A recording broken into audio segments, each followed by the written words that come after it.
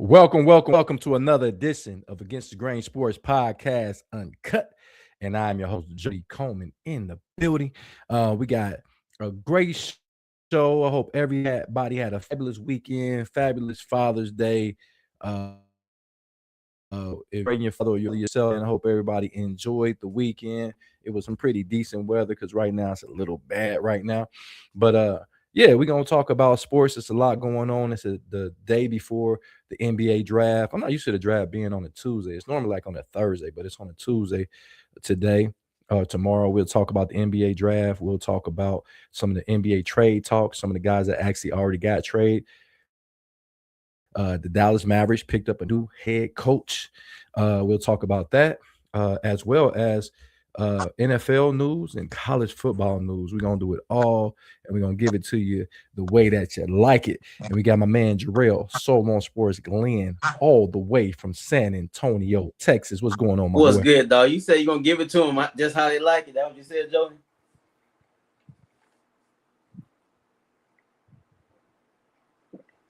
Hey, hey, just how they like it, man. The midnight meat training, baby. You know what I mean? We got Kathy in the building. What's going on, Kathy? We got my man King Minx as always in the building. He said hello to the and all happy Monday. And I hope Jody woke up in his bed this morning. I did. I woke up in my bed. But so check this out, man. So I found out cleaning up my bathroom and I put a crack in my door. So evidently when I fell, I pushed the door so hard when I passed out for my night of drinking after my birthday, I cracked the door. It was kind of crazy, man. But I'm all right though, man. How you feeling, boy? I'm feeling good, man. Monday, ready to get another work week started. Everything's been going good, though, man. Everything's going good.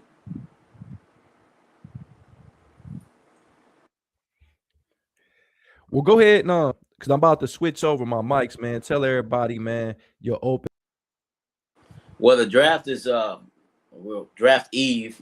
For some reason, they make the NBA draft 2 days now, which I don't understand. Uh, a few years ago, it was pretty numbers were doing good on the draft for the 2 days because they had Bronny being drafted. So everyone wanted to see where he was going to be drafted. But now, after the first round, I don't see anybody really sticking around for that second day. Uh, uh, After the first day of the draft, it's only 2 rounds. They don't need 2 days for the NBA draft, is my opinion. But I know it's a money grab like everything else in the world. But to me, everything should be done in one day. You don't need 2 days for the NBA draft. Yeah, it's only 60 players getting drafted, but I mean, this draft is going to be very top heavy. I think it's at least about 10 guys that's going to really be able to change the franchise immediately, man. It's going to be some guys that's now this is the thing. So it's going to be some guys that's around 17 to 25 that we really didn't pay a lot of attention to, going to come on very strong for their teams, and even as early as their rookie campaign, man. There's a lot of stuff going on, but let's get right into what we need to talk about. So, because we got a lot of NBA action going on, man, and I'm gonna tell you, I'll tell you towards the end of the show, man, it's a lot of exciting things with Against the Grain Sports, man. So when I tell people to pay attention to what's going on and listen to what I'm saying, I just need people to do it. We done had 5 straight episodes of over 1 million. Our last show did 3.5 million viewers, man, and it's all thanks to you guys out there, man, that really pay attention to what we got going on, man. Love what we're doing. Oh yeah. Time out of y'all days to come and share with us, man, and watch it. However long you watch it, but I hope we're entertaining. I think that we are. I think that we're gonna take it to the next level very, very, very, very soon. But real quick before we get into that, man, I want to give a big shout out to our sponsors, Michael Wright, attorney at law.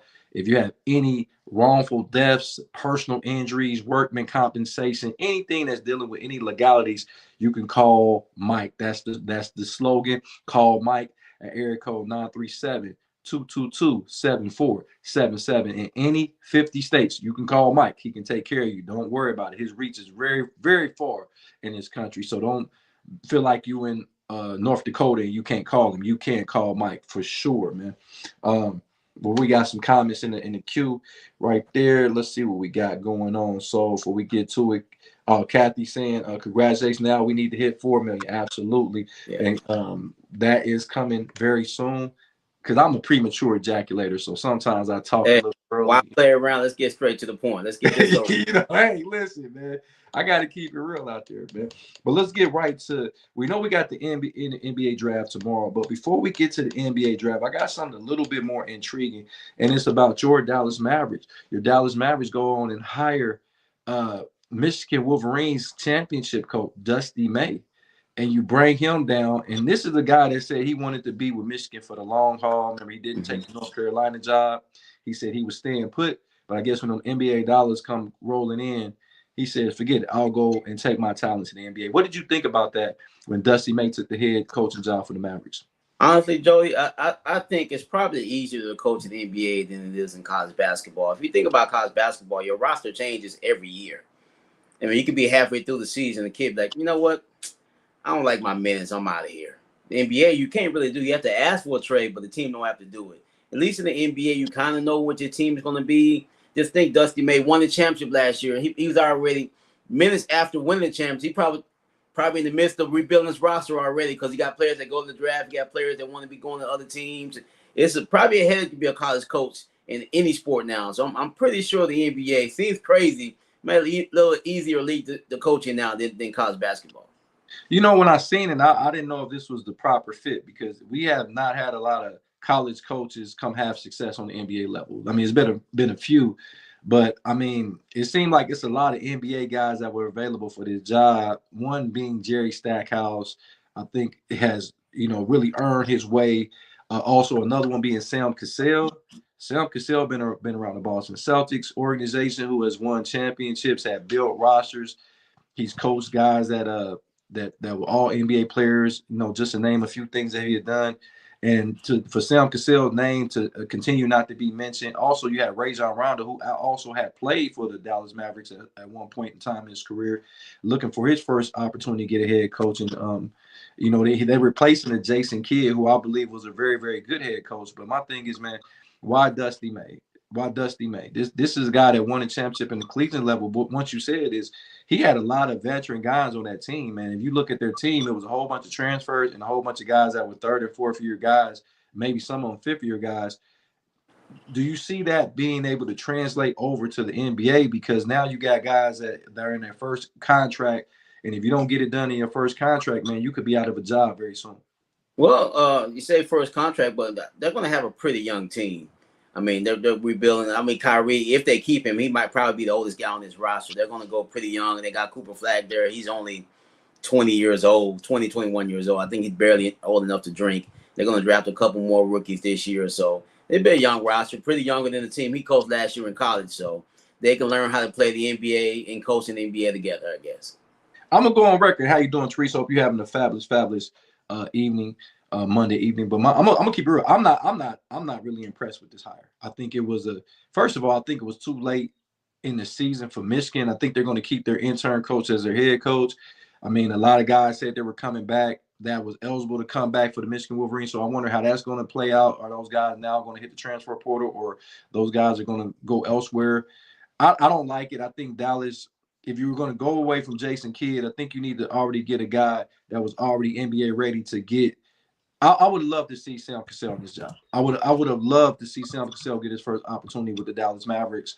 And I just think that I don't know if Dusty May, he just reminds me a lot of Rick Pitino. When Rick Pitino took over the Knicks, I believe he took Knicks over first. Yeah. And Knicks and the Celtics. I know one of them he coached. I got those vibes with him, man. And I just don't think it's gonna work out now. I've been known to be wrong. I just don't think this situation is going to work out because, once again, you do got Cooper Flag, but after Cooper Flag, and I know they're going to probably part ways with Kyrie Irving. I don't know what you got left, man. I think that the coverage is a little bare, and I think when you take your first head coaching job, once again, you normally take it on a bad team. I would love to see a guy that's already seasoned, been around the league for a long time, and that being Sam Cassell. Getting his job, but I mean, we'll see. It seems like they were hell bent on hiring a college coach. They also talked to the Duke coach about taking the job, also. So it seemed like they were hell bent on hiring one of those big name coaches out of college. I mean, I wouldn't mind seeing Sam Cassell get a job either, but for some reason his name really doesn't come up in a lot of interviews because in this go around they mentioned a couple of guys, but they didn't Cooper, but he wasn't one of them. So I don't know if his name is getting a. His name is Mud. I don't understand where he's assistant coach somewhere right now. Isn't he? Is he Yeah, with Philly? I think he's still with the Boston Celtics, if I'm not mistaken. Okay. I know that's where the last one he was at was the Boston Celtics. So, it is what it is, man. Jerry Stackhouse is another guy name that should be coming up, and Rondo, I think, should be a hot commodity coming to next year's coaching carousel, because we know guys are gonna get fired. And of course, I'm still an Adrian Griffin guy. I think he never got an opportunity to coach again after going to Milwaukee, leading them to a 30-13 record, the best record in the Eastern Conference, and then get canned before the All-Star break. You bring in Doc Rivers, who went 500 his time or below 500 his time with Milwaukee. So, and I don't know how Doc Rivers keep getting goddamn jobs. He living off of the one championship, right? He keep getting fucking jobs. Doc Rivers did not deserve another NBA job. What has he done since that championship he had with the Boston Celtics? Absolutely fucking nothing. Nothing. He had very talented rosters in Philadelphia. He had talented rosters in Milwaukee, and he ain't done jack shit with neither one of them. Yeah, I agree. I mean, Doc Rivers keeps getting jobs. I guess when your name is on that list, you're going to get a courtesy call no matter what, whether or not you deserve the job or not. They always going to call Doc Rivers, and he always going to he takes a lot of these jobs. I don't think he deserves them, but I guess when you're on that list of coaches they like, I guess you're going to get the call no matter what. Man, that I'm gonna be real, man. And I'm not a Doc hater like some other people are, but I'm just going over resumes, man. Orlando, he was in Orlando, didn't win a playoff series, had a 3-1 lead over the Detroit Pistons, blew that fucking lead, had Tracy McGrady, had an opportunity to get Tim Duncan, and you didn't want Tim Duncan's family to get on the fucking plane. That you cheated the NBA out of seeing the potential Tracy McGrady, Tim Duncan, Orlando Magic team going against the Kobe, Shaq, Laker team. You cheated the NBA out of that because you didn't want Tim Duncan on the fucking his family on the plane. You signed Grant Hill, who was injured. You signed an injured Grant Hill. Then you go over and you get the Boston Celtics team, only get one championship out of a roster that should have got at least 3 championships out of that team. Paul Pierce, Ray Allen, Kevin Garnett. They had Kendrick Perkins, James Posey, Rajon Rondo, and you got one championship. So you got one. Well, they went back-to-back champions. Okay. I think the Lakers beat them the second time. Yeah, but they only got one championship. Yeah. That was a very underwhelming team. Then you take the Clipper job, you can't get out the second round. You take the Philadelphia 76er job, you got Joel Embiid, you have Ben Simmons. You can't do nothing with that roster. You go to Milwaukee with Giannis. This dude didn't coach nothing but NBA greats. Giannis, Joel Embiid, Ray Allen, Rajon Rondo, Kevin Garnett, Paul Pierce, Tracy McGrady, and you got one championship? Man, get the fuck out of here with that, man. So you saying Doc Rivers not a Hall of Fame coach, brother? I mean, the one championship says he is, but how the fuck you have a resume of this many great players and you got one championship to show? You got Giannis the MVP. Kevin Garnett was the MVP. Joel Embiid was the MVP. You got multiple time All-Stars and Paul Pierce and Ray Allen, Tracy McGrady. Man, nah, man. Anyway, Eagles Philly said, good evening, good brothers. Keep doing your thing. Stay safe and stay blessed, man. I hope all y'all had great fathers. I hope you did too. And appreciate you. That's our guy, King. I mean, not King, I'm sorry, but Eagles Philly, all the way from Philadelphia, PA. He's a big time 76er, Eagle fan. Anything that has to do with Philadelphia, he is that guy. We got Age in the building. What's up, sis? She said, what's up to the fam? She's back in the building. And Kathy said he should have gotten more. Definitely should have did more. I mean, at least get some conference championship games or whatever. So, but I think his resume is a very tarnished resume because of the amount of All-Stars that he had, amount of MVPs he had to not have won anything, man. And if he gets another head coaching job, man, I'm banning the NBA. Did he take the Clippers? Did he take the Clippers? The Clippers went to the second round, I think. Yeah, I don't know if he ever took him. I don't think he ever took him to the conference finals. No, that's the first he ever went was the second round. And he had Chris Paul. You had Chris Paul. You had Blake Griffin. Come on, man. You got DeAndre Jordan. Like, bro, I don't know, man. I don't know what to say. But let's get to some of this NBA action and go down the roster because there's a lot of NBA action, some NFL and all that stuff to cover. So we're gonna talk about the NBA draft, which is tomorrow. We got my man Young Chris in the building. He said Doc is Mike McCarthy, basically. I think Mike McCarthy had more success. I mean, we could say that Mike McCarthy had a little bit more success, and I don't think he had coached as many All-Stars. I know it's a little different in NFL or Pro Bowlers that Doc had. He had Aaron Rodgers, but he did win with Aaron Rodgers. So the MVP he did actually win with. But I get your sentiments on what you're saying. NBA draft. So once again, the top guy is AJ DeBanza, Darren Peterson. Yeah. Everybody still kind of is a toss up with both of them. What do you like more about Darren Peterson, or do you like AJ a little bit more than him? If Darren Peterson, I think he has more talent than anybody in this league, man. He's honestly, this kid's got it all. But can he? It's just the red flags I get from injuries or so-called injuries. But if he could just hoop and all that other bullshit out the window, he can easily be the first pick. And I think he's the best player in this draft. I just want him to just play basketball, man. Maybe I don't know if he was faking when he was in Kansas or just having issues. But if all that stuff's behind him, I think he easily is the best player in this draft. Easily. I absolutely agree. I think his body is the NBA ready. I think he can score the ball on many different levels. I think he can handle the ball. And to be honest, he was not that bad of a defender at Kansas. Like I said, I don't want to say he was faking injuries. I hate to say anything about that. I think they had a contract that he was only supposed to play like 20 minutes a game. And I just want to see what the leadership aspect. I didn't see that, but I really didn't see it out of AJ. I think AJ he's just a very talented player, but I didn't see the leadership like I would like to see, like I seen out of A-Cuff. I think A-Cuff showed a different level of leadership, in my opinion. I think the Kingston Flemings, he showed a different level. And maybe it's because they both play point guard. So sometimes you are kind of like the leader by default when you're the point guard, just like when you're the quarterback, you seem to be the face of your team if you're the quarterback. Yeah. But I like this draft, but this is the thing I will say, man. I think that this is a draft that's deep and also is heavily favor a lot of the guards. There's a lot of guards in the NBA. You can never have too many guards in the NBA because you're going to a positionless basketball league, and you start look at the two teams that were in the finals. So they're basically playing 4 guards and a big man. Yeah. So what do you like, man? Like, tell me. We talked about this at length, and this is our last day that we'll be able to talk about it. But tell me something about this draft that you just been pondering on. There's a lot of stuff we don't know who's going to go in the top. Who's going to be in the top 5? I would say the biggest, to me, it sounds crazy going into the draft, is Cam Boozer. Where does he fit?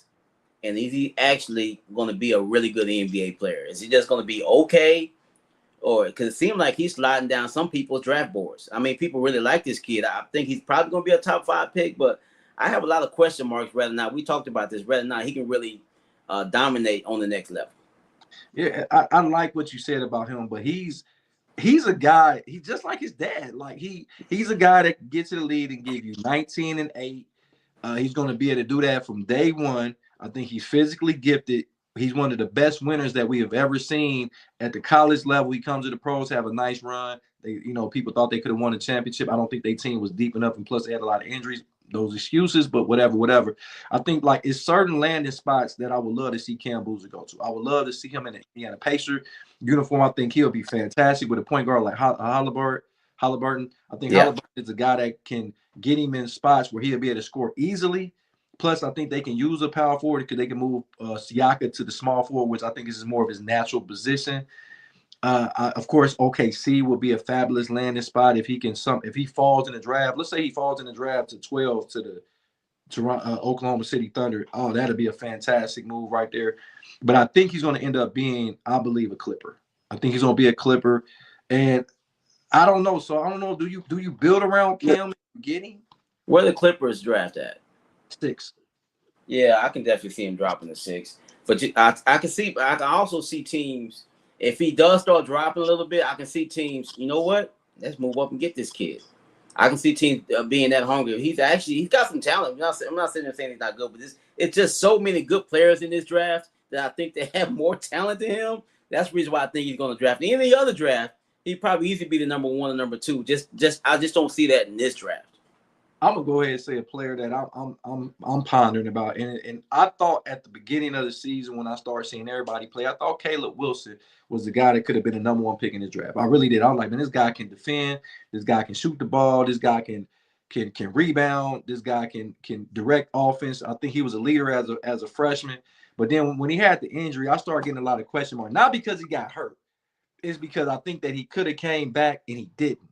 And Yeah. I think that North Carolina had a good enough team to make a Final Four run.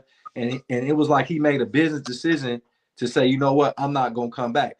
And the reason why I'm saying that is because when you got a hand injury and you already know you're going to be in the NBA, it's almost like written in stone almost. And if you don't go to the NBA, you make as much money in college. That's why I was a little upset that he not come back. And that's a question mark that comes up for me with Caleb Wilson, because you had an opportunity to come back and you, let's say for instance, you re-aggravate the injury you had. Yeah. And oh, God forbid you had to come back to another year in North Carolina where you're going to be getting paid almost $20 million a year in college. Talk to me about that. Did you have any thought processes when he could have came back and didn't come back and shut it down for the year? I think that's the new norm, Jody. These guys, they shut it down. Just kind of like in these bowl games. Oh, I'm not going to win championship. I'm not going to go out there and risk injury. I got the draft coming up. I think that's just the new norm now. If we get a guy that we know that's going to be a top pick, he's like, well, I talked to my pops. I talked to my family members. I think I'm just going to shut it down and just get ready for the draft. I think that's going to be the norm moving forward. And see, and now I'm gonna go to the wild card pick before we move on to a lot of the NBA action we had today. Because, like I said, the draft is tomorrow. I think the draft is gonna be fantastic. I'm with you. Why do they got it 2 days? It's crazy work to me. And I can't remember the last time the draft was not on Thursday. That's the draft being on Tuesday is I don't know why. Did the World Cup throw that off? Maybe the World Cup threw it off. Maybe the World Cup. You're right about that. Maybe the World Cup. Oh, and also too, Eddie Adelman, the voice of the Boston Celtics, has passed away. Kathy has gave that information. So our thoughts and prayers go out to the family, also the Boston Celtic family. You know, great commentator, well known and well loved and respected. So we want to say our RIPs to his family and the family of the Boston Celtics. Was he like 100 years old? Yeah, he was. Yeah, he was pretty. Gracious, that's a man. I hope I get 100. Last but not least, before we go on to our next topic, is I think the wild card. My wild card is Mikael Brown Jr. from Louisville.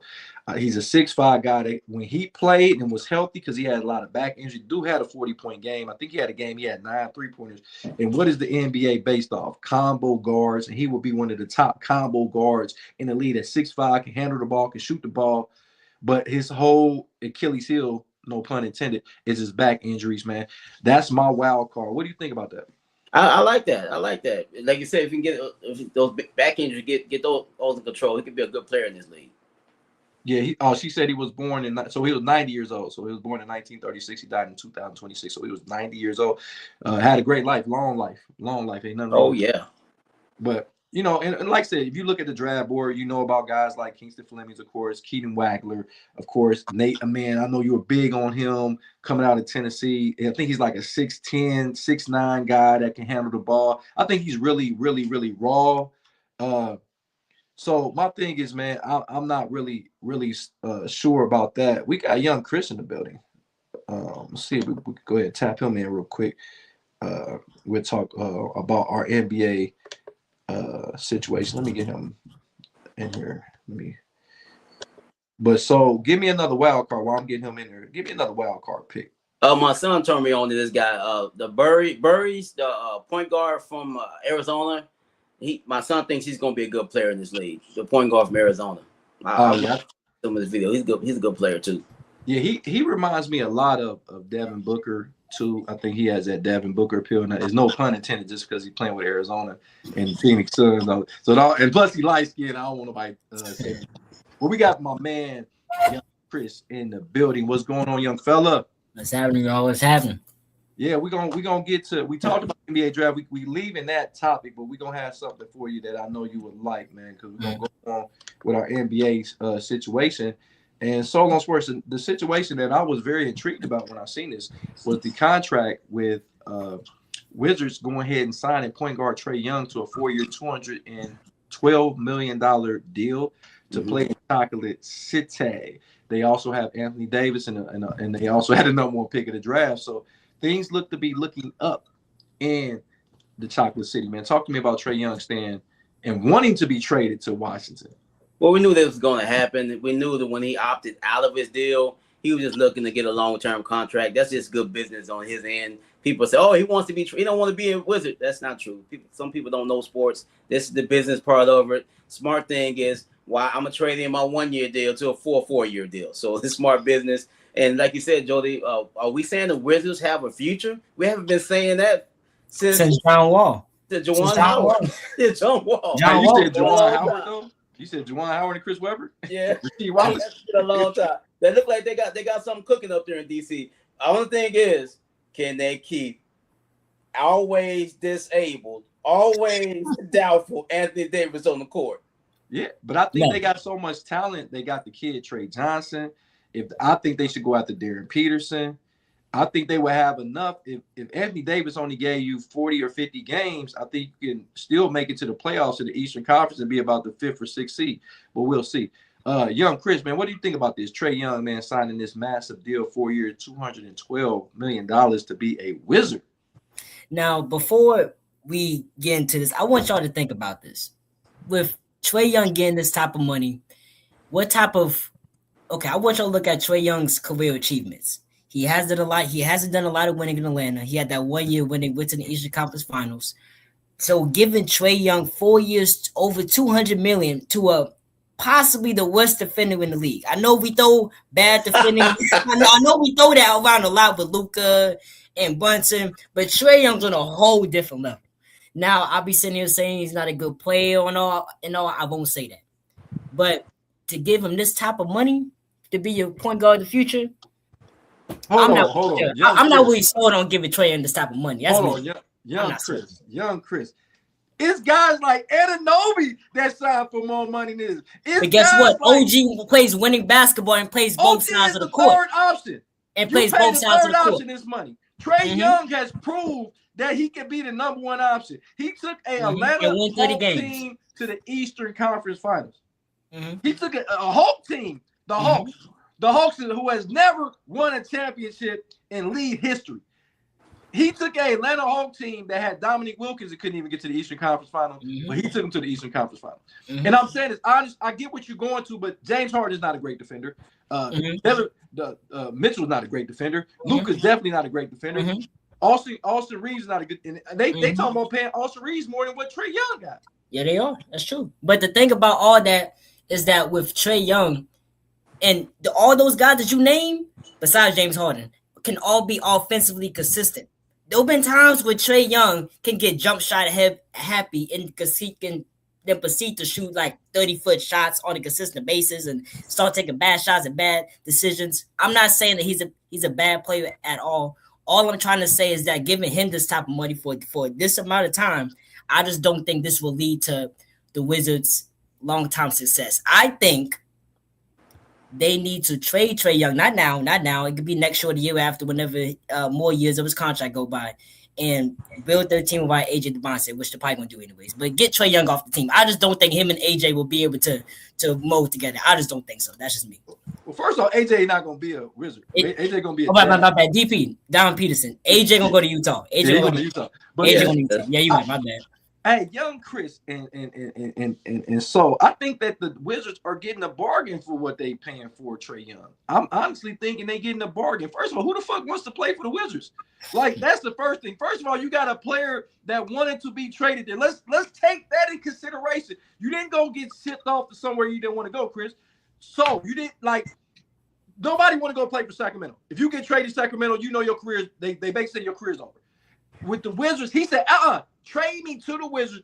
Matter of fact, San Antonio, just imagine if San Antonio would have got him instead of him going to the Wizards and he was healthy enough for San Antonio, who they were really trying to get because they were trying to pair him with Wemby because they didn't know what De'Aaron Fox was going to be, and they didn't think Stephen Castle was going to be the level, and of course they didn't know what Dylan Harper was going to be.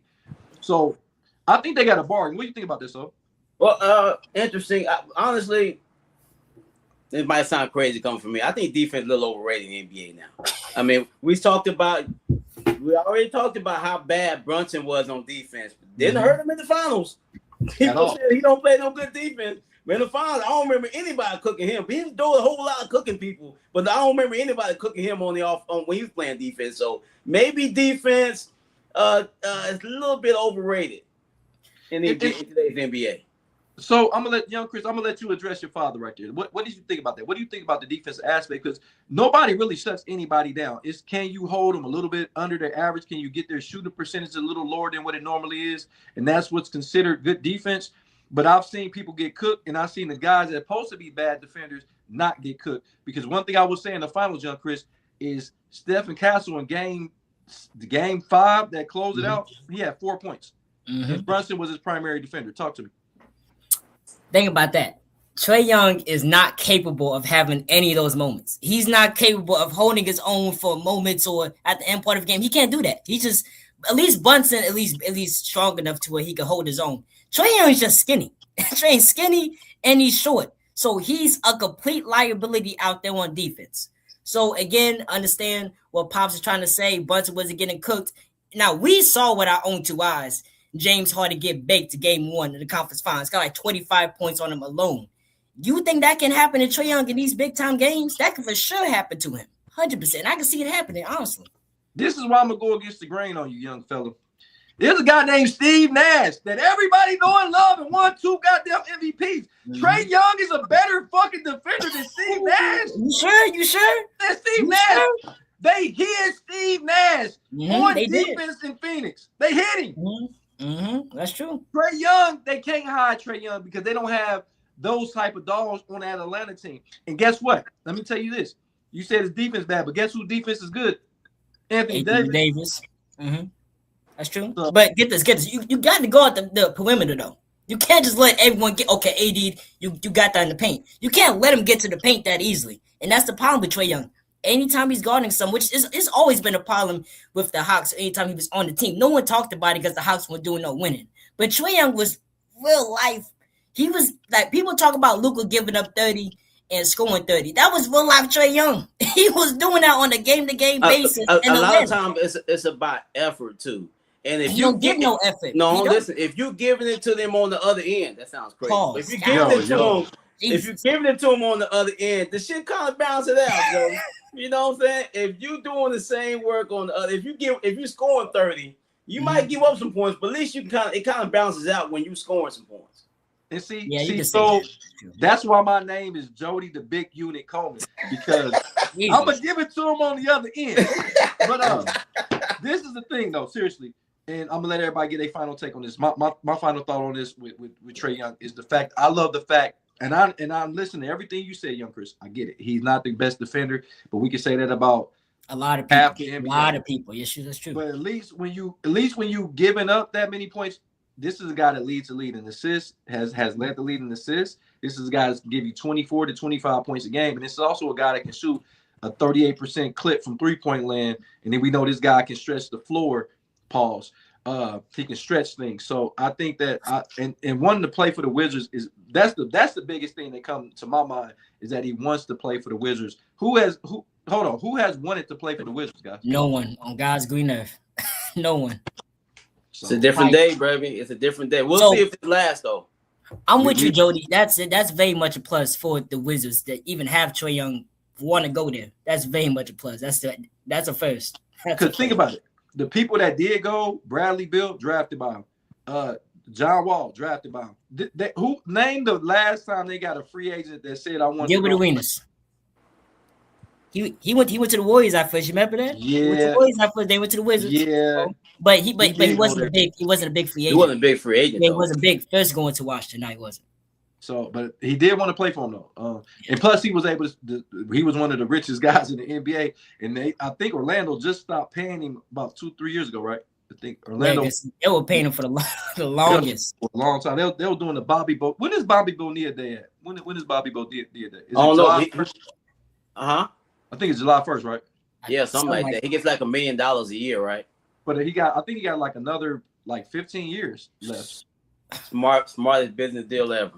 Yeah, because you can go blow a lot of money. Kathy said 90% of the NBA don't play defense unless it's a playoff game. But yeah, let's talk about, man, some of the things that's going on. We talked about Trae Young. So I got something for you right here, man, because the two people they said that are the finalists to get Giannis, because everybody been talking trade, talking to NBA. So Giannis Antetokounmpo is to trade finally he wants to play for the Celtics or he wants to play for the Heat. So talk to me. What team do you think, if I'm Milwaukee, I can get a better package from? Pause. Joey, say his name one more time. Giannis Antetokounmpo. Ooh, that was impressive. And you even spelled it right. I like that. You definitely looked it up. Definitely looked I it up. did go to college. I did go to college though.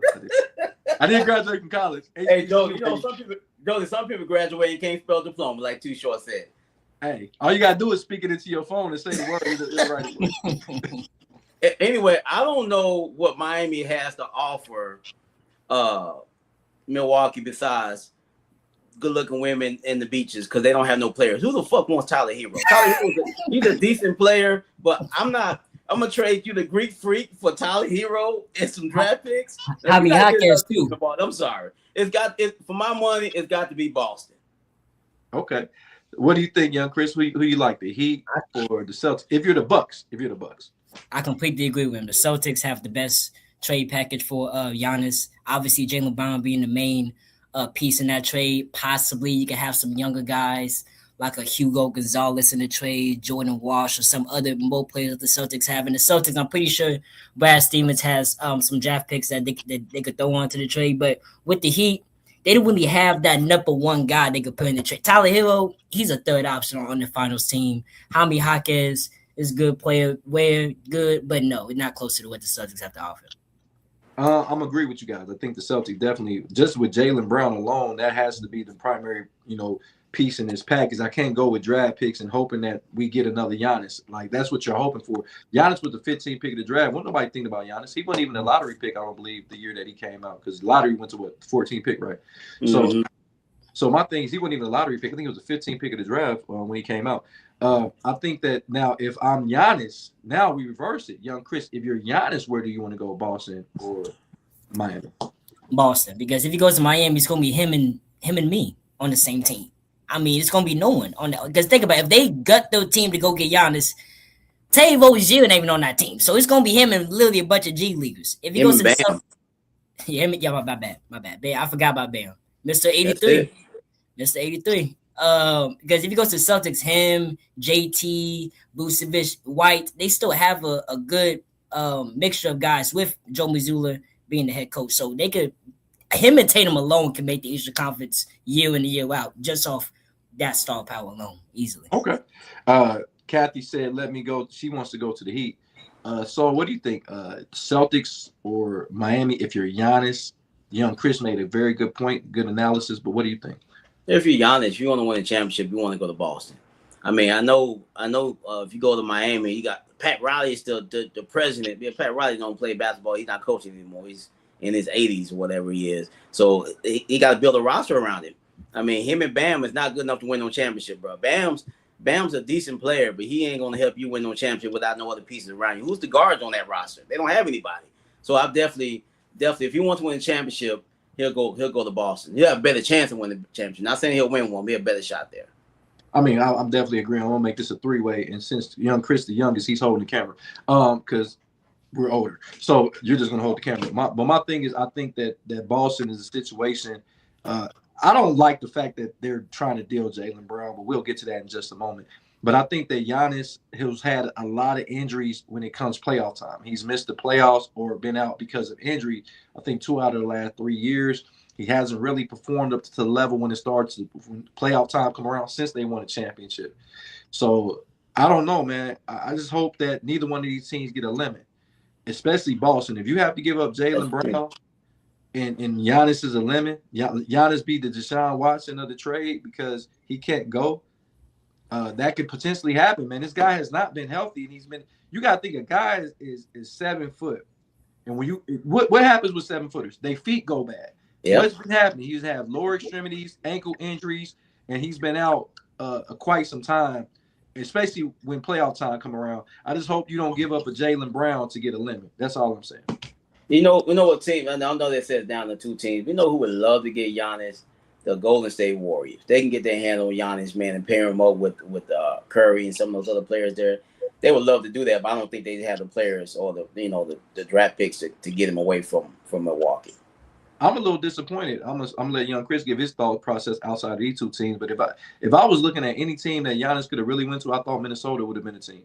I thought Minnesota. I think you can get a Randall. You can get some draft capital. You can get Jaden McDaniels or something like that. Guys that can actually come in and start for you immediately, where you don't have to completely rebuild. You got with the 9th pick of the draft, right? So So you got a guy that can come in and help you, and you can automatically be ready to rebuild immediately instead of trying to go unless you go to Boston and get Jaylen Brown. But if you go to Miami, you gonna try to build around fucking Tyler Hero. Man, Tyler Hero's a decent player, but come on, bro. Building around, they don't even why ain't they? If he's such a great player, why ain't they building around him in Miami? They're trying to trade his ass every time he turn around. They're trying to trade that dude. They're trying to hype him up around trade when trade when we start, hype him up, act like he will good play. They do it every time. Young Chris, outside of Minnesota, outside of what your dad said, Golden State, outside of Boston, and outside of Miami, where would you like Giannis to go, and why have we not talked about a team like this that you're about to mention? The reason why we haven't talked about other team because I don't think no other team could really give the trade package. I think the Celtics are basically the only team, them and the Thunder. And if the Spurs really want to get ballsy, those are the 3 teams that can only trade for Giannis. Because outside of that, no one else really has the resources to trade for Giannis. I like that Minnesota. I like that Minnesota though. Julius Randle, McDaniels, Gobert. Yeah, so they have a lot of pieces. I like that Minnesota one. I never heard that yet, but outside of those teams, no one else. That's it. What do you think? So you about to say something? There's one other one. Don't say that. Sounds crazy. No, I'm not gonna say Dallas. Houston Rockets. They're desperate to win, and I can see them making a crazy play. They got a lot of young players on their team, a lot of good young players, and making a trade. They can try to make the money match and maybe sending him down to H-Town and pairing with KD. I'm not saying it's gonna work, but I can see them trying it. So if they was, you go, Jordan. Go ahead, Chris. Go ahead. So if they were to trade for Giannis, you got Jabari Smith Jr., Amen Thompson, and we knew last year that the Rockets' biggest issue was what? Shooting. They add Giannis to that team. It's gonna be no spacing. It's gonna be no spacing. Let's talk about it. It's gonna be no spacing if Giannis gets added to that team. And Fred VanVleet is probably gonna be involved in trade. So there goes their point guard. It's gonna be Lee Shepard again. So the Rockets will be back in the exact same position if they trade for Giannis. They should make a trade for Bronny. That's what they need to do. The Rockets. You know what you just did? Is you created the 1997 Rockets. You're going to have the old-ass Scottie Pippen, the old-ass Charles Barkley, and Olajuwon, and think you're going to win a championship. Because that's what you got with Giannis, who will be 34, I think, this year. And you're going to have an old-ass 38-year-old Kevin Durant, who didn't even play, but I think one game in the playoffs. So, but he played, I think he played the most minutes he played in his career for the last, 8 or 9 years. He was playing like 36 minutes a game. Yeah, he was. He can't repeat that. He can't repeat that. Joe, you know what was worse? Remember that Nets team where they had Kevin Garnett and Paul Pierce. And Jason Terry? Yo. I was like, what the fuck y'all think on over the hill game? but then they try to throw Darren Williams on the team like that. But hey, but good stuff on that one. Good analysis on that. But I got something else, man. And we talked about this. Jaylen Brown has been talked about to be the key piece if Boston is able to acquire Giannis. But rumors are saying that Celtics, even if they don't get Giannis, still want to trade Jaylen Brown. Why all of a sudden, young Chris, does Jaylen Brown become a guy that Boston doesn't want anymore? When you lose to the 76ers in Game 7 and go on Twitch and proceed to just call out the refs, take no accountability, and blame everything on them, that's a bad look. And if I'm the Celtics, I don't want that with my organization. I don't want my star going on Twitch after the game, analyzing how bad the refs are. Oh, they should have called this. They should have called that. And second, I hate to say this. People don't like Jaylen Brown. People think it's corny from the hairline thing, the way he talks. I don't know what it is.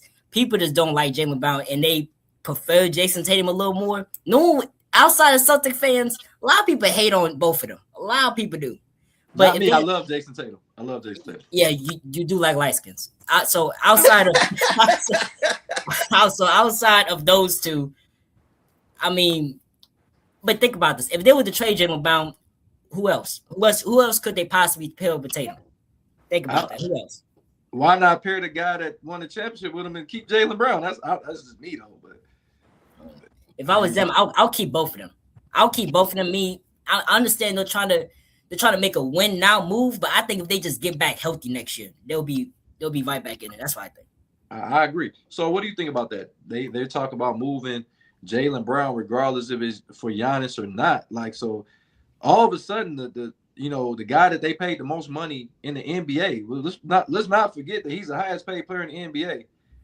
Why all of a sudden now that they want to deal him?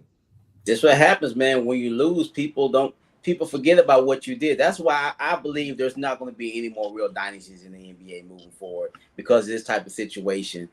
People forget Boston just won a championship a few years ago. If Jason Tatum could stay healthy, they might have won another one, a big competitor this year. So people forget about all that. So I think they're going to trade him also. I think he's too pro-black for Boston. They don't like it. He talks too much. They want the light-skinned brother to represent the team, not the dark-skinned brother with the fake hairline. So I think Jaylen Brown's going to be out of Boston. I don't know where he's going to go. It's just too much talk. I think he might be traded between now and tomorrow. Maybe he might get traded before Giannis. Who knows? And you know the crazy thing, because I personally don't think he need to be traded. I like the fact that he's the Robin to Jason Tatum's Batman. Where's Mike at when you need him? But this is the thing, man. I just don't. When both of those guys are both healthy, they won a championship. If you go back and look the year before last, Jason Tatum got hurt against the Knicks, but they still had an opportunity to win that series. And I think that he got hurt in Game 5. They end up losing in 6. So it's not impossible to hear somebody come back and eventually win a championship. Then this year, they up 3-1. He gets hurt, don't play in the last few games, and they lose that series. I just think that when Jaylen Brown and Jason Tatum, they're the number one combo in the NBA when they're together. So my thing is trading Jaylen Brown to get what?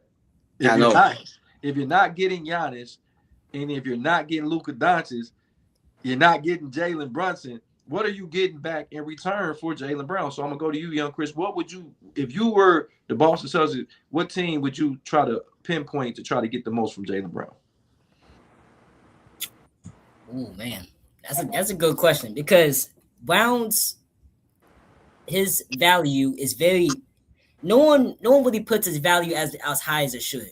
Because think about the games where Tatum was out. He was a top dog. He was averaging over 30 points a game, and he was in MVP conversation. He was top 5 in MVP racing for the first 40 games before All-Star break.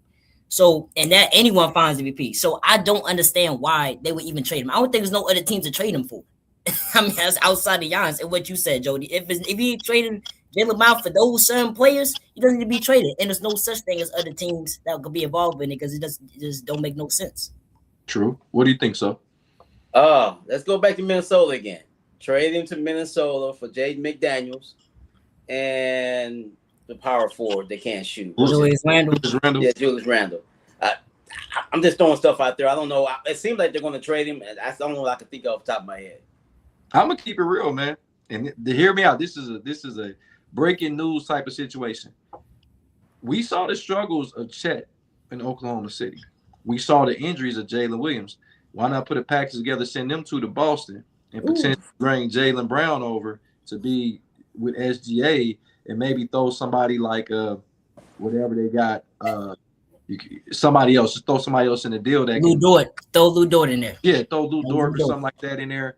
And I think because they need to get rid of players, because we just said I didn't put posters, but Aaron Wiggins just went over to the Atlanta Hawks for a couple of second-round picks. So maybe think about doing that, pairing him with an SGA, taking some of the pressure off SGA. We see that you don't need to have a fucking power forward to win a fucking championship. The Knicks just did it, and the Spurs was in the championship, and they don't have a power forward on their roster that actually is in the rotation. I like that. I like that idea, Jody, but I think there's too much money going back to Boston in that trade. I mean, Boston have to put somebody else in to make their money balance out. Derek White. Yeah, Brown makes good money, but Chet and Williams make really good money. Big man with the Celtics, Vucevic, Nikola Vucevic. Throw him in there, and then cut him. But also, so was White because didn't J-Dub and Chet both get max contracts? They're making good money. Yeah, so Derek White has to be in that trade. White just got a contract. That's White has to be in that trade. Man, if they did that, man, Oklahoma City would be so much better if they're in that trade. I like that, Joe. They were already favored last year. They'd definitely be the favorite this year going into the season if they make that trade. I hate to say it, but y'all remember when we first started doing Against the Grain Sports, and I thought that if they didn't get past, I think it was the Minnesota Timberwolves. I said if they don't get past them and they don't win a championship this year, that they should have went after Giannis last year. Remember, I said Yeah. that they need to go after him. Now that they are a year removed from winning the championship, and you see that the San Antonio Spurs ain't getting no younger or no worse, you have to make a decision now to not waste SGA's career. I think you have to make that decision now. And if you don't, maybe Giannis, they may still need to open up that, that catalog and try to bring Giannis over there, or go get the Jaylen Browns, or go make a splash decision. Because I don't know if Chet is going to be the long-term solution for you guys in Oklahoma City. Now, defended him and said the only person that punked him was Wemby. But Wemby ain't going nowhere. And if you keep getting punked like Thanos did the Hulk, we got a problem in OKC, man. They got a serious problem. But all that being said, I think if the Thunder were healthy in that conference finals, I think they actually would have beat the Spurs. I don't think it would have won 7. I think they would beat them if they were a healthy basketball team. That's just my opinion. But they did. But they did lose to them, though. No, I'm saying if they were healthy. But you can't say that because every year somebody gets hurt. You see Jason Tatum. So I don't even. I told you One thing I don't do is I don't talk about what the refs' decisions that's made, because it ain't nothing you can do about it, and I don't do anything about injuries, because injuries are a part of the game, no matter what sport. Remember, we got hurt in junior high, so I mean. We can say what could have if so and so. But if you're down 2 starters, down 2 starters makes a big difference, brother. No, I'm not saying it don't. But what are you gonna do about it? Nothing. I'm just saying it could have made a difference in the series. Is all I'm saying. It kind of does, because think about that. If AJ Mitchell and J Dubs out there playing, that's a second or third ball handler SGA has out there. If it's just SJ out there, the Spurs could easily trap him. Though that's the reason why SJ was struggling some of those games, because the ball had to be in his hands 24/7. Game 7 was the real game that he was able to dominate from start to finish. That was really the only game. No, don't get me wrong. I'm not saying that the injuries didn't help San Antonio. What I'm saying is, what are you going to do about it? You can't go back in time and stay healthy. No, move forward. I guess if they don't make any trades, just hope they stay healthy next time and tell Chet to stop being scared of fucking Wemby. I don't know. That's all something you really do. I got a scary suspicion that OKC is going to make some type of move. You already see they already got rid of Aaron Wiggins. They are a very aggressive team. I agree with that. I don't think they're going to sit back, because the Knicks got a chance to repeat. San Antonio is looking good. And if Giannis goes to Boston, but trust and believe, if Giannis goes to Boston, they're going to package that trade pick they got, I think the 12th pick in the draft, and they're going to do something. And Chet's going to be involved in it. I like Oklahoma City. They're very aggressive. That's the way all teams should be, man. We want to win championships. If it don't work, we'll just get somebody else in here. I like that mentality. You can't. You just said it. So, young Chris, you just said, I seen you on your podcast. You said it. There's not going to be too many dynasties left. So you got to strike when the iron is hot. Mm-hmm. You can't sit back and think like, I bet the Joker was like, yeah, we're going to be back in the finals. I bet Giannis was like, yeah, we're going to be back in the finals. Kawhi Leonard, we're going to be back in the finals. Ain't none of them motherfuckers made it back. Nope. This is the parody era of the NBA. There's the new team that comes around every single year and has a really good year in the next year, and people forget about it. It's crazy because it's right. And also, I prefer it this way, though. I prefer it this way. I'm with you. And so Jody, so you like the 90s and the 2000s where like it was one team winning half the championships in the dynasty, and so you enjoy that? Honestly, this is why I enjoy it, because that's back in the, you got to think in the 90s and the 80s, teams stayed together, and I want to see you beat that team, not the person leave for you to beat them. I'm that kind of guy. So like where I'm from in Dayton, Ohio, when I played for my high school, we had the rival school, Dunbar. Dunbar is the school that Daquan Cook and Norris Cole, they both was on the same team. So both of those guys NBA players. Now they weren't there when I was there. I'm just saying. I didn't want to wait till people graduated to beat Dunbar. I wanted to fucking beat Dunbar from my freshman year to my senior year. And we only accomplished that feat one time. It was my senior year. I wasn't happy about that. I like to beat the best. I don't want the team to get old. I don't want players to get injured, and that's the only reason why we beat them. Or team, no, I want to beat you. So I like that. That's just me, though. That is the biggest factor to why the NBA is so much different now, because players can move wherever they want, whenever they want, every free agency. Back in the day, the same core was that same core for like 8 years, for like 10 years. It was crazy. It was wild. And so I didn't like. That's why I mean, and let me make this clear: LeBron did not create super teams. The first believable super team to me was the Houston Rock I just made mention when they got Scottie Pippen. I think Clyde Drexler had just left, and they had Scottie Pippen, Charles Barkley, and they had Elijah Wan. But all those guys were out of their prime. Yeah, they were already over. All those guys were out of their prime. And then the Boston Celtics, but the Boston Celtics, I don't believe made a super team either. And this is the reason why, because they were not even supposed to get Ray Allen. They was hoping they was gonna get that first pick, and they was trying to get Kevin Durant. And remember, they ended up getting the 5th pick, and they had Jeff Green. They had to trade Jeff Green and Supersonics to get Ray Allen. And then you got Kevin Garnett, and they actually gave up Al Jefferson, who was a All-Star or All-NBA type of player. So it ain't like they just got rid of trash and like Miami. All those guys came in free agent. That's all I was saying. Also, those 80 Celtics teams, were those considered super teams? You got like 5 or 6 Hall of Famers. Dennis Johnson, Kevin McHale, the Cap. I mean, there were a lot of those are drafted teams for the most part. Yeah, those are built teams. I would see the Lakers more because the Lakers, when they had to go get Kareem Abdul-Jabbar, they went and got Jamal Wilkes. They went and got Michael Thompson. Those are guys that they acquired. They drafted Magic. They drafted James Worthy, but they had to go get Kareem Abdul-Jabbar. So I would see those more of a super team because they had to go acquire. I look at super teams as teams that had to be acquired. That's why I never call Golden State Warriors a super team, because they drafted Steph Curry, they drafted Klay Thompson, they drafted Draymond Green. And when you draft your core players, I don't think you can have a super team. That's just great development. Warriors were only a super team for 2 years. That was 17 and 18 and 19. Well, 3 years. 3 years. I think they were a super team when they won 72 games. When they got KD. Games. I mean, when they won 72. So, but I'm gonna ask you that. So, but then you said that you think a super team is a team that basically you went out free agency and trades and got those players and drafted is good. And that's exactly what that 2016 team was when they won 72 games. But if you look at the guy, Iguodala is the guy they brought in. Mm-hmm. Sean Livingston is the guy they got in. Barbosa is the guy they brought in. They had David Lee on that team. That's the guy they brought in. They went back and got Andrew Bogut. So the majority of their players were brought in. Though, if you look at those are role players, though. Really. Just about to say, those are role players. Those aren't star players. But they would have played. They would have started for anybody else in the league, though. I'm not sure if but I think those players were great and amazing in that system. They worked amazing in that system to where they were able to play off the gravity of Curry and Klay and no shooting to where they were able to get better shots. I agree with that. Curry and Klay definitely made Draymond a Hall of Famer. That's 100% right. He what did Charles Barkley call him? The luckiest player in the NBA history. He sure the hell is. he played his role. But I got a question for you guys before we get to the NBA, if I could. And this question, I was thinking about it when they were talking about the Giannis talk. So we talk about the Milwaukee Bucks. Who was a better Milwaukee Bucks? So I'm gonna go. That's easy for me. I'm gonna go Giannis because I think he was there longer. So I'm gonna go Giannis. Okay, young Chris, what do you think?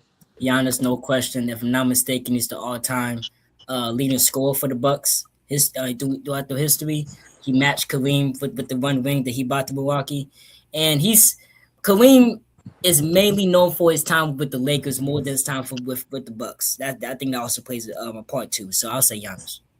I'm gonna go against the grain. I think it's Kareem. I think Kareem is always going to be the number one Buck in my opinion, unless Giannis was able to get another championship. And this is why. Look at these numbers. Even only in 6 years, this guy averaged 30.4 points per game and 15.3 rebounds, 4.3 assists, and 3.4 blocks. He was a 3-time MVP, 1-time champion, 1-time Finals MVP, 6-time All-Star, 6-time All-NBA, 4-time All-Defense, and 2-time scoring champ.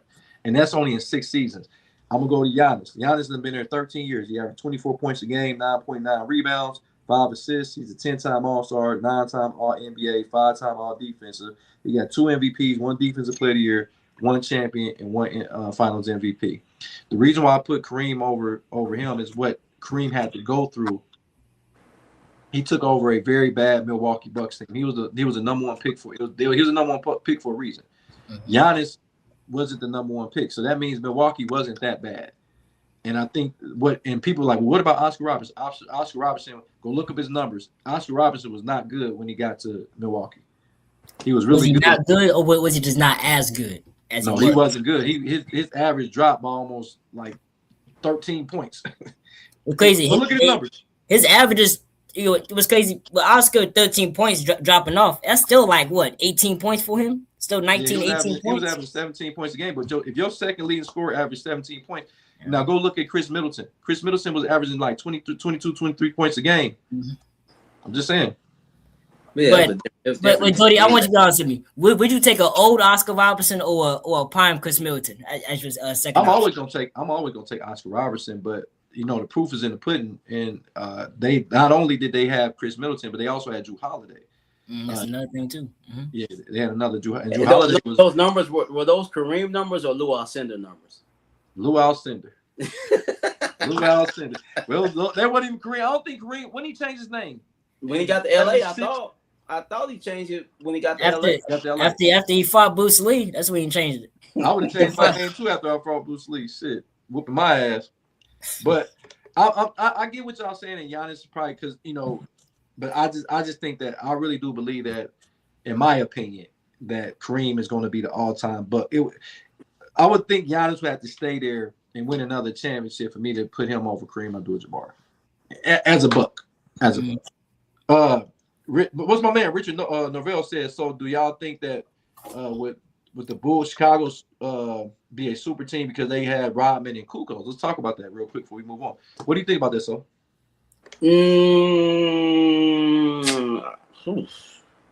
I'm gonna say no. They already had Jordan and Pippen there, and no one knew Kukoc was going to be as good. He wasn't even a great player; he was good. And Dennis Rodman was, I would say he was Draymond Green, but with hair color. I would say, yeah, he was good. He was a good player, good defender. Did all the dirty things to help your team win. Now I don't consider them a super team. Young Chris? Yes, you got the best player in the world on your team. You have 2 of the 3 best defenders on your team. You got the best coach in the world. Yes, that is a super team. Yes, that is a super team. It's okay, just fine. And Kukoc was the best player to ever come out of creation. I think so. That ain't saying much. Well, Kukoc was the best player to come from his country. So when he came over, didn't he win 6 man a year too? I think he did. But he won 6 man a year. Boom. So that's a super team. But didn't he win it when Jordan won there? Was it my 94, 95 whenever Jordan? Yeah, I think he won it when Jordan wasn't there. And he was still really good 6 man when Jordan came back. 6 man of the year. Chris Gatlin won the 6 man of the year. No disrespect to Chris Gatlin, but I'm just saying, you got him, Jordan, Pippen, Rodman. I mean, man. And Phil Jackson? Man. Hey, Caden Johnson won 6 man of the year this year, and he couldn't average over fucking 2 points a game. Hey, Jordan, we watching the finals, right? And every time Keldon Johnson shoot, I said, take this nigga out, man. He's not making nothing. He is a waste of space. How the fuck? He was a fucking 2-guard at Kentucky, and how the fuck you a power forward now? Him and PJ Tucker are the only people I knew that played guard in college and end up playing down there. You know what? He does kind of remind me of PJ Tucker now that you think about it. That's the NBA for you. I mean, hey, Jody, a short, thick brother, right? Thick as gumbo. Hey, but I'm gonna keep it real, man. I don't think the Bulls was a super team, and let me explain why. First and foremost, name another player on that roster that averaged more than 20 points a game outside of Michael Jordan. It wasn't Scottie Pippen. No, it wasn't. No. Name another All-Star on that team outside of Scottie Pippen. Please don't say Rodman, because Rodman never made the All-Star team with the Bulls. No, I got one. Okay, so also, who played point guard for them? Was it Ron Harper? Craig Hodges, B.J. Armstrong. Harper started. Ron Harper, okay.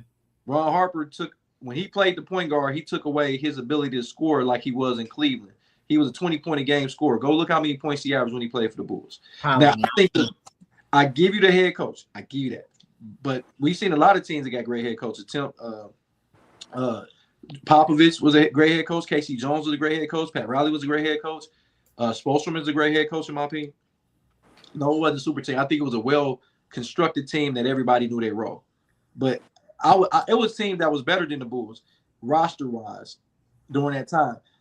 I think people say the Bulls are a super team because of Mike, but Mike is just that good. A super team to me is like Dwayne Wade in his prime at 25 points a game. Then LeBron come over at 28 points a game in his prime. Chris Bosh averaging 24 points a game in his prime. You bring in Ray Allen, was at the end of his career. You have Mike Miller. You bring in guys like that. That to me was a super team. Mike Miller. We bring up Mike Miller. Mike Miller was Mike Miller.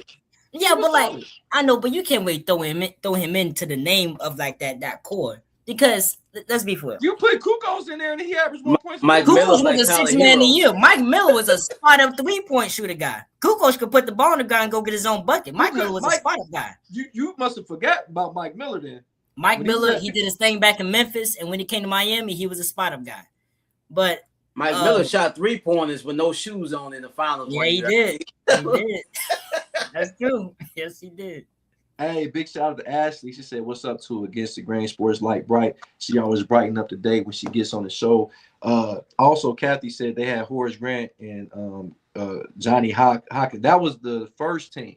That was the first set of team, which they really wasn't a super team when you got Cliff Lemington on that motherfucker. When you got John Pack. Now do you know John and Jim Paxton are from here in Dayton, Ohio? They both here. They went to Alter High School here in Dayton, Ohio. So hey, John Paxton, is he still a GM? I don't even know, honestly. He was for years. Bill Cartwright was part of that first team too, right? Yeah, Bill Cartwright. Yeah. Cartwright too. Actually, Cartwright used to be pretty good, and people don't give him credit. Cartwright used to be pretty solid when he played. I believe for the Knicks, he was pretty good. Kathy said, "Don't forget there were 7 fewer teams back in the 80s." It was, but I don't think that's I think that makes it. I say it's even. I don't really get to how many teams it was. I think the league should go back to about 2014. That's just me, because I'm tired of this shit. But that's our NBA portion, man. Good segment. But we got to get over to the NFL. Chris, you got a little time? We got a lot of time for this. All right. So the supplemental draft. The hot commodity in this supplemental draft is quarterback Brandon Sorsby. And a lot of people are saying the New York Jets are looking to potentially bring him in to camp and be their starting quarterback of the future. Young Chris, what do you think about that when you hear that? Jets have nothing to lose. I want y'all to go look at the quarterback room. I don't see nothing wrong with this. Why not? I mean, you got nothing else going for your team, so might as well see if he could come in.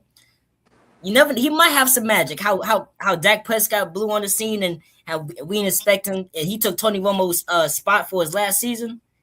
It could be something like that. You never know, but I don't see nothing wrong with this. Okay, so what do you think? Well, they have who? Geno Smith. Yeah. And Geno just got into an altercation on Facebook Live or Instagram with some young lady. She was at his house. I don't think he did anything wrong. She was out there trying to get some views, I guess.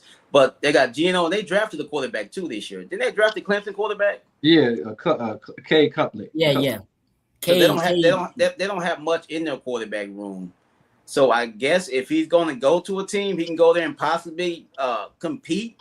Maybe not right away down the line for the starting job. I don't know.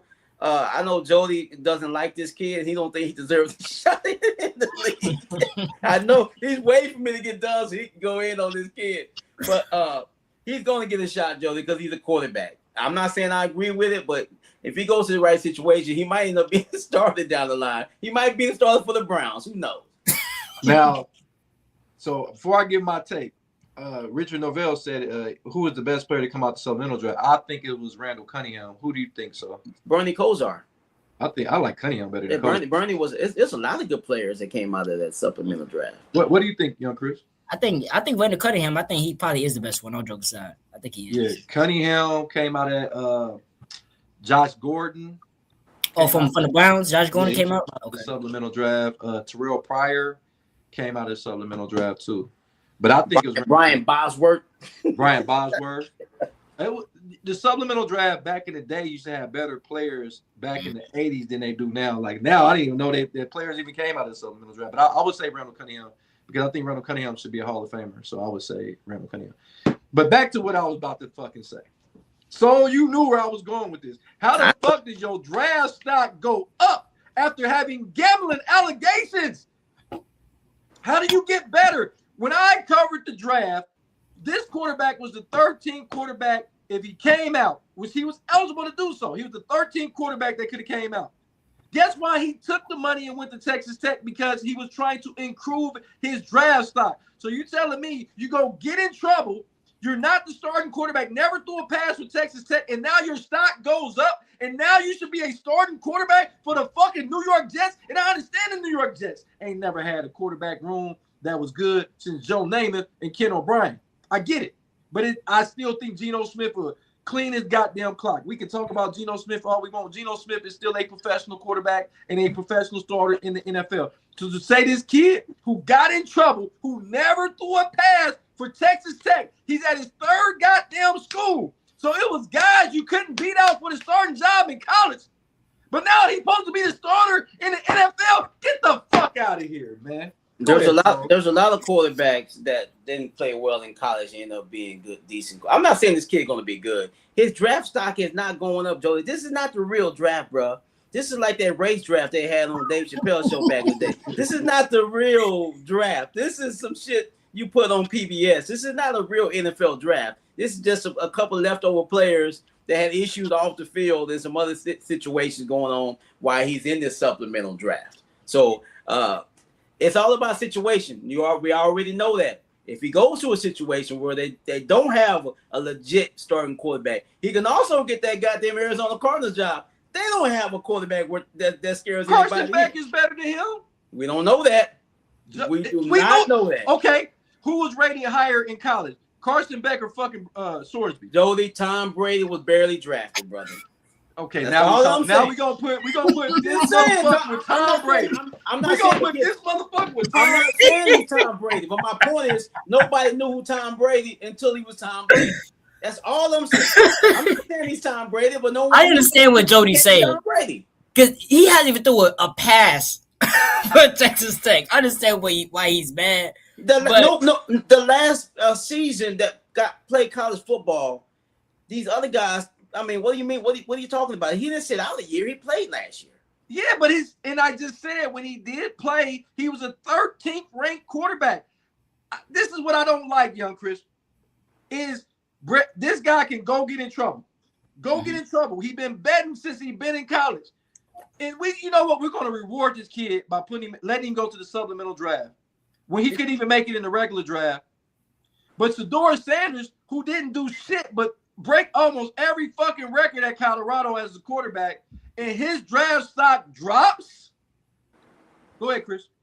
I'm with you because I hate to bring up waste, but this would not happen to a black quarterback. They would not do this for a brother.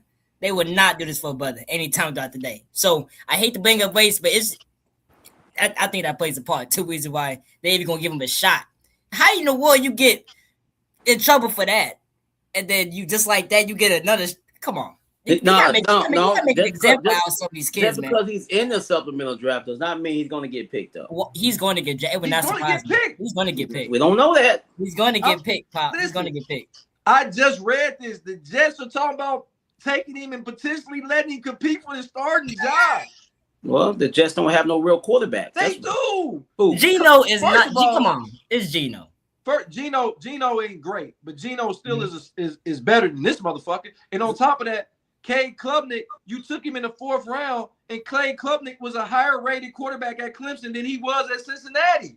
So why would he come in and all of a sudden jump over Cade Klubnik? Neither one of them threw a pass in the NFL yet. Rankings don't mean nothing when we get to the NFL, baby. I don't give a fuck what round you got drafted in. Come show up and see what you can do when we get on this NFL field. This is not college. Hold on. Fuck no. The reason why Shedeur Sanders didn't play before Dylan Gabriel is because Dylan Gabriel got drafted before him.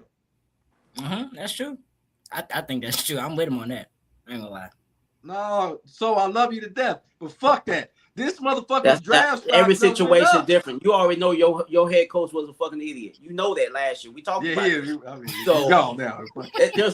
There's other situations. Look where my guy Russell Wilson got drafted. He wasn't supposed to be there. They paid all that money to get Matt Flynn in there from Green Bay. And he was a 4th round pick because Russell outplayed him. No, Russell Wilson was still a 4th round pick. This motherfucker would have not even got drafted after they spent all that money in free agency to bring in a free agent quarterback. I get that, but if Sorsby was so good, why did he get in the draft when he was eligible to get in the draft this year? I don't know. Because he wasn't that good. He was gonna make the bag because he wasn't that money. It makes him much money in college. Now he probably gonna make some more money. He did mean gambling 100%. You gotta lay some more parlays down, baby. Only thing I'm saying, he could go to the league and be like you said the next Tom Brady. The problem I got is, how the fuck can we keep rewarding bad behavior? That's the American way. I'm not saying I agree with it. That's what we do in this country. It depends on, like Chris said, it depends on who you are. I know that. Pick and choose, man. Pick and choose. That's what they do. Yeah, they pick and choose because you telling me if this was They already don't like Justin Fields. If Justin Fields with an inkling had a bad, if he came out of college and did the same thing, Justin Fields would have never touched the field, no pun intended, in the NFL. But no one's really no one. I don't want people to think that there are people out here showing this guy a lot of love, like he's going to be this next great player. I mean, just because some leaked and said the Jets might think about bringing him in to start, that don't mean that it's going to happen. This is not the only team. Supposed to be talking about the Jets, man. Come on. They talking about the Browns may pick him up. They talking about Arizona may pick him up. He might be the best quarterback out there, is he? The best for the supplemental draft. So he's going to get drafted. He's going to get drafted. And he's going to get drafted probably number 1 in this supplemental draft. And like I said, if he would have came with the regular, if he was so good, he would have tried to try his luck in the regular draft. And they had him rated undrafted. So he didn't know he was going to get suspended. He had no idea to even think about the NFL draft because he thought he was going to be playing college ball. So the draft was not even on his mind. So he was worried about playing for Texas Tech and laying parlays on DraftKings. Those are the only 2 things he was worried about. So that is not true. When you are a quarterback that's eligible for the draft, you go and find out where you are on that draft board. You go and find out if you're going to be drafted 3rd, 4th, or 5th round. If you find out that your draft stock can be improved by doing what he did, just like Mendoza would have probably not got drafted if he would have not came to Indiana and he would have got drafted out of Cal. He probably wouldn't have got drafted. Okay, so what are you trying to say here? That he had to go back to school to try to improve his draft. You know how much money Texas Tech paying people right now to play football? But he couldn't compete with the quarterbacks that was in the draft this year, is what I'm trying to say. And guess what?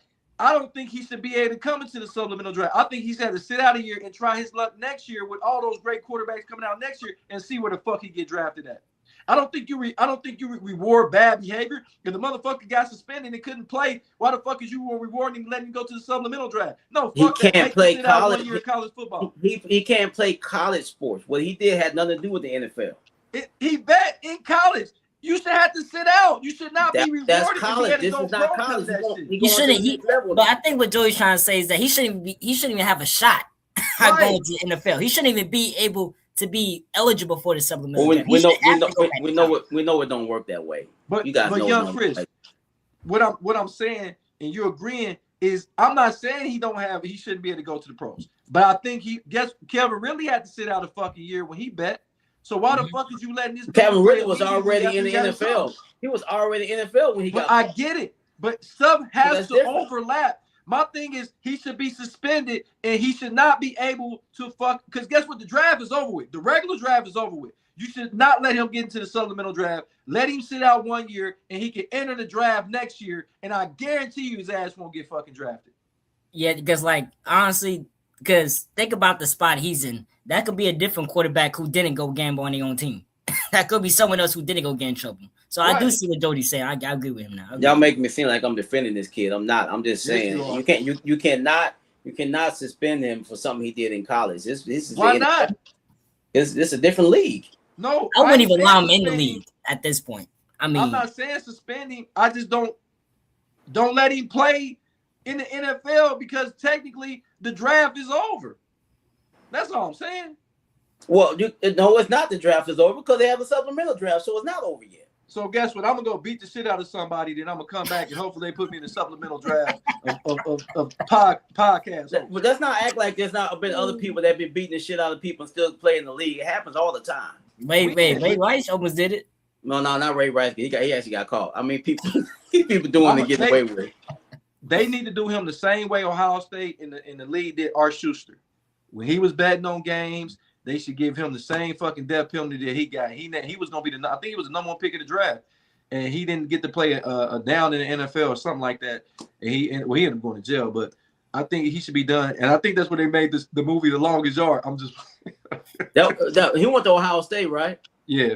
Well, he wasn't gonna be good anyway at quarterback. Y'all produce quarterbacks at Ohio State. It's gonna be better. It's gonna be better than them Texas quarterback. Can tell you that. No, he wasn't. We've done a few things. Who y'all got? Quarterback. Vince Young had a good rookie year. Man, get the Vince fuck Young out had of a here. good rookie year. Okay, he had a good rookie year. Who y'all? Justin Fields. Who? Justin Fields. Fields. Quarterback is CJ Stroud. JT Barrett. CJ Stroud is better. If y'all best quarterback is Vince Young, who your second best quarterback? Colt McCoy? That don't matter. The second one don't matter, but who had number 1? We got C.J. Stroud. What are you talking CJ Stroud had the worst game I've ever seen in my life. Okay, he had a bad game. He ain't had a bad career. He had a bad game though. Okay, but I want okay. Vince Young had many bad games. Yes, he has. Vince Young he had Jeff Fisher screwing his career up too. Jeff Fisher was a terrible coach. No, that's true. He went to other teams that couldn't touch the field. He went to Green Bay. He went to Philadelphia. Couldn't touch the field. No, you couldn't. So no, he touched the field. Just didn't get. Never mind. Yeah, who, outside of Vince Young and Colt McCoy, how many quarterbacks have we had that made the NFL? Sam Ellinger, Chris Sims. We haven't had a lot of quarterbacks. It ain't been much, bro. Quinn Euler. Yeah, neither one of those schools can really talk about quarterback play in the NFL. That's what they right. Sure. I'm not about to have this argument. He said, Chris Carter was in the supplemental draft. Chris Carter. Really? I did not know that. I'm not gonna lie. Kathy said he needs to get the Pete Rose treatment. Remember, Pete Rose couldn't get into the Hall of Fame, and then he said C.J. Stroud isn't that bad. C.J. Stroud ain't that bad. I mean, he still got a lot of growing to do. Pause. A lot of growing. Hey, so check this out. What's up? Hold on, sports. Your Commanders, young Chris, your Commanders, should they go and get Brandon Ayuk, a guy that has been, I don't know what the fuck Brandon Ayuk on. I don't know if he's suffering from CTE. I don't know what Brandon Ayuk is doing. He's sitting on the organization, which would be the 49ers, who gave him everything he asked for when he didn't. I don't believe he deserved it. I don't think he earned the right to get paid the much he was with his on the field. I think he's a bona fide number 2. What do you think? Do you think the Commanders should try to risk bringing him in? Oh, you got it, boy. Oh, I thought he was asking you. But, I mean, think about this. Because we've heard rumors of Brandon Ayuk coming to us. Stephon Diggs, too. So, but I want to know, how do you get CTE from a knee injury? I want to know that. How do you get CTE from a knee injury? I really want to know how that happened. It might be the medication. We don't know. It has to be. Because, again, when Brandon Ayuk was healthy, yes, he was consistent number 1 behind Deebo Samuel. And I think if he's healthy and locked in on football, he could be that on the other side of Terry McLaurin. I really do think he can. But do I think he would come back and be fully healthy and get back to how he was before? It's kind of a toss-up. If I'm the Commanders, low risk, high reward. Just give him a 1-year deal, something less than like 10 mil. Honestly, because everything that he's doing right now on social media is bringing that number down. Saying that he's showing that he's obviously a big ego to deal with, and he could possibly mess with the locker room. So if I'm the Commanders, I'm keeping a short leash if I end up signing him to a 1-year deal under 10 mil. If not 10 mil on the dot. That's the max I'm doing for him. I like that. I'm thinking 3. So what do you think? Well, his agents got to be thinking, bro, well, you shut up. You hurting us. You always talk about one team, so how am I going to negotiate? And there's only one team that you really want to go to. But like I said, man, this dude has not called a touchdown since Joe Biden was in office. You think I'm bullshit? Go back and look. This mother ain't called a touchdown since Sleepy Joe was falling asleep in the Oval Office. I'm telling you, man, I don't know, Joe. It's a lot of red flags here, man. You know, if you meet a crazy girl, she's showing you right away she crazy, and you still mess with her, it's your fault. I think the Commanders need to stay away from this chick. Your homeboy already told you that she ain't wrapped too tight, but you want now. That's just with y'all. I'm changing her. Nah, bro. This dude showing the Commanders and everyone else in the league that he ain't wrapped too tight. So no, I stay away from him. Go ahead. They're gonna do it. They're gonna do it for Jan Daniels. Watch. Real quick, young Chris, you may not know this yet, but Crazy Girls got the best stuff. I gotta keep it real. Like that's what I'm saying. When they ain't wrapped too tight, but normally don't end well. Hey, so when they ain't wrapped too tight, the other stuff is pretty tight. But anyway, real quick. Said who flattened all my damn tires? What the hell? Hey, it was worth it. I didn't have my windows broke out. It was definitely worth it. But anyway, I'll do it again. Keep that copay up, huh? Kathy said, show me one player that hasn't had a bad game. Richard Novell said, I think they should take a look at Diggs. He seemed to help each quarterback he's went to. He's helped Josh Allen. He's helped what's my man? He helped Drake May. And then what's the kid he played for in Minnesota? JJ McCarthy? No. He was I can't remember his name right now, but he ended up playing. He was a journeyman quarterback. Yeah, he had a good year with him. He the one that caught the pass from him in the playoff game. Kathy said 3 million max, and any to you are gone. Anything he just put any incentive. I'm gonna be real with you guys. I am not taking a chance on Brandon Ayuk. This dude has showed you in an organization that gave you everything. The 49ers, Lynch gave this man everything. John Lynch has bent over completely backwards and gave this man everything that he wanted, and you still wanted more. You did not deserve. You didn't have a season where you had 10 touchdowns in the season, and you went and got down near max money. You was a top 10 wide receiver when you're not a top 10 wide receiver. So what makes me think that you can take 2 years of football off and then come back and help this young quarterback in Jaden Daniels? I understand y'all played together, I believe, at Arizona State. Before both he went pro and he went to LSU. But I think that the Commanders they need to keep that locker room clean. I think Ayuk will dirty it up. I think that he'll muck it up. I think he'll come in and won't be putting the same level of productivity on the field. He never was a deep threat.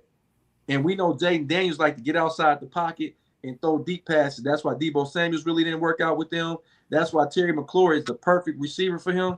It's because they got a lot of broken plays, and he goes downfield, and they do a lot of plays off script. And I don't think Brandon Ayuk being out of football for 2 years will be able to do so. I wouldn't get that man shit. I wouldn't even not with me. And this mother, he on his social media, the only people he's only following the Washington Redskins, his wife, and Jaden Daniels. He playing the smart. I mean, at this point, he forcing his way to Washington, saying "Go Commanders" on videos and stuff like that. So he's forcing himself to Washington. I mean, if we end up signing him, I mean, I won't be too thrilled. I'll only be thrilled if I end up seeing some productivity on the field. That's the only other way. Because it's going because I could for sure 100% see him messing up that locker room and messing up everything that we got going on. 100%. So Kathy said Stephon Diggs will be offered $5 million. Any problems off the field, you're gone. So let me ask you this: would you like to see Stephon Diggs in a Commander uniform? If I had my choice, I don't really want him on the roster either. But if I had my choice, I'd take Diggs over Brandon Ayuk. Mm-hmm. I mean, he's done something of late in the league, and he just went to the Super Bowl last year. I know he's got the off the field drama, but I'd rather deal with him than Ayuk if I had my choice. Young Chris, what do you think? Diggs, 100%. Diggs, obviously, he's in more tip-top shape, more than Ayuk. And really, the kind of drama that Diggs brings, and is like Pop said, it's really off the field. A little bit locker room stuff, but also he won't have to be the number one receiver. He would just be number two, and obviously, that could open up more opportunities for him, and he could be really that route technician that the Commanders need, and there's another receiver outside of Terry McLaurin that the Commanders need, man. Because if Terry's not going, our receiver room is looking very, very thin. They drafted a couple guys, but you don't know if they're gonna really pan out. Yeah, that's true. They drafted a kid from Clemson. They high hopes on. They also got Jalen Lane from last year. You remember that? Yeah, they got Christian McCaffrey's little brother there. He was playing good last year, then he got hurt. So who knows what he's gonna come back looking like this year either. I'm gonna be honest, man. For the Commanders to go forward, I don't think Stephon Diggs or Brandon Ayuk are a good look for either one of those guys. I think y'all got to see what these young wide receivers can do. Get paired with a young quarterback. Sometimes you can make magic with that combination, but bringing in a guy that's going to bring a lot of drama. You're gonna have training camp, and the camera's going to be on. Are you still fucking Carly B? Ain't nobody got time for that shit. I'm dead serious. Nobody. Are you choking out bitches? Like, I mean, women. I'm sorry. I can't say that out loud. Are you choking out women? So my thing is, man, I don't necessarily like it. Either one of those guys for a young quarterback. Maybe if you had a more veteran quarterback, if you had a Josh Allen, if you had a Patrick Mahomes, you had guys that can corral those guys. But you got guys with two big personalities. Stephon Diggs has a personality there where he just had a 1,000-yard year, but that was in New England.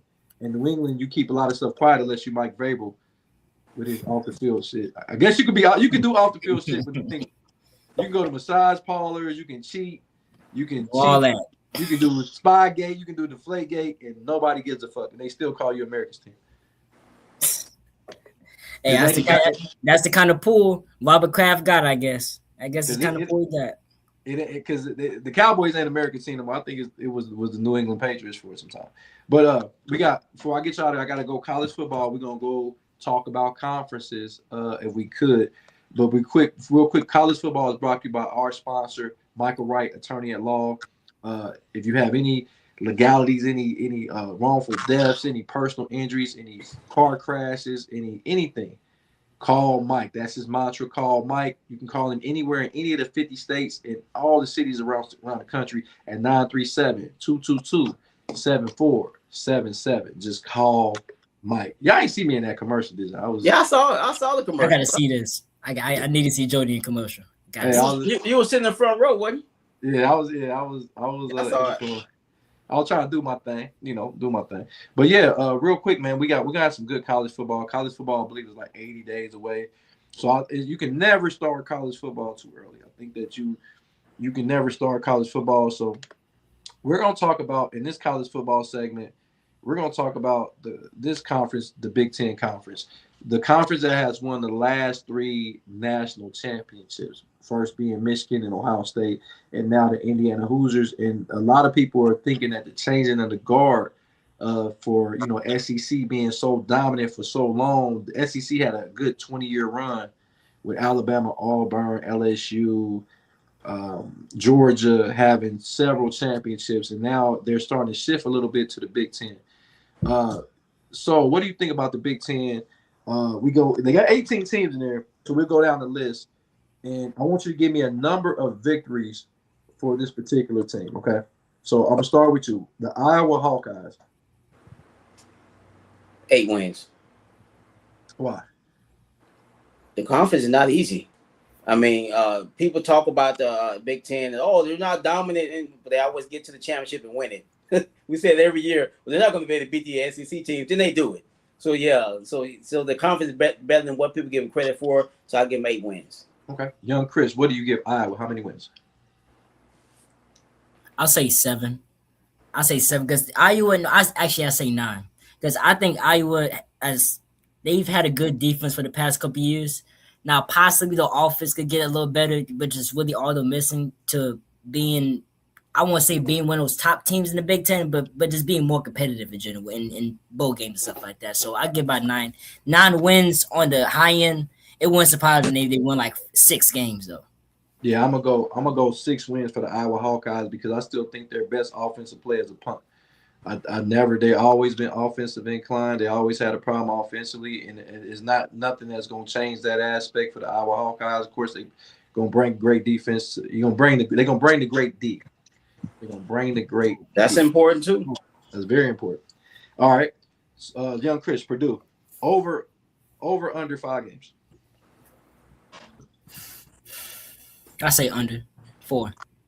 So 4 games, 100%. I'm gonna go exactly 5. They're already getting ready for basketball. I'm going 5.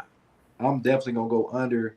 I say they win 2 games max in the. I think Purdue win 2 games max. Solo Sports, Nebraska, over under 7 games. Oh man, the black shirts, are they back? How many you say? 7. Who's your quarterback this year? Is Mahomes' brother still there? No, the Oregon. He left. Oregon, okay. Oh, I'm gonna go under. Under, okay. Young Chris, Nebraska, over under 7 wins. Also under. Okay, I agree. I think Nebraska wins 4 games this year.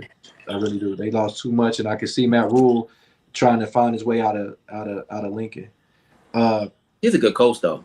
He is, but I mean, this is the best he's gonna do with the teams in this conference. Young Andrew Mike up said, question: you either of you see the NBA draft day trades tomorrow night? Anything where a big name is gonna be traded? We just talked about that, so that's a little earlier in the show. Nothing yet. He said under 7. Okay, so Wisconsin, over under 7 wins for Wisconsin. Wisconsin, I'm gonna go exactly 7. 7. Young Chris. I'm gonna go under. I'm gonna say about 5 wins. 5 wins. I'm gonna go under 2. I think Wisconsin wins 4 games this year. The Wisconsin just been going 4 wins, Jody. Yeah, they've been going. Wisconsin been going backwards for quite some time. I just don't think they have caught up with the new age spread offenses. They still getting the big lumbering offensive linemen that only know how to run block.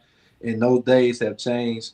You got to get guys that can have spread offenses, run maybe some zone gaps and stuff, things of that nature. You got to have a quarterback that can actually throw in that weather, and they don't have that, and they haven't had one since Russell Wilson. And Andrew says 6 wins.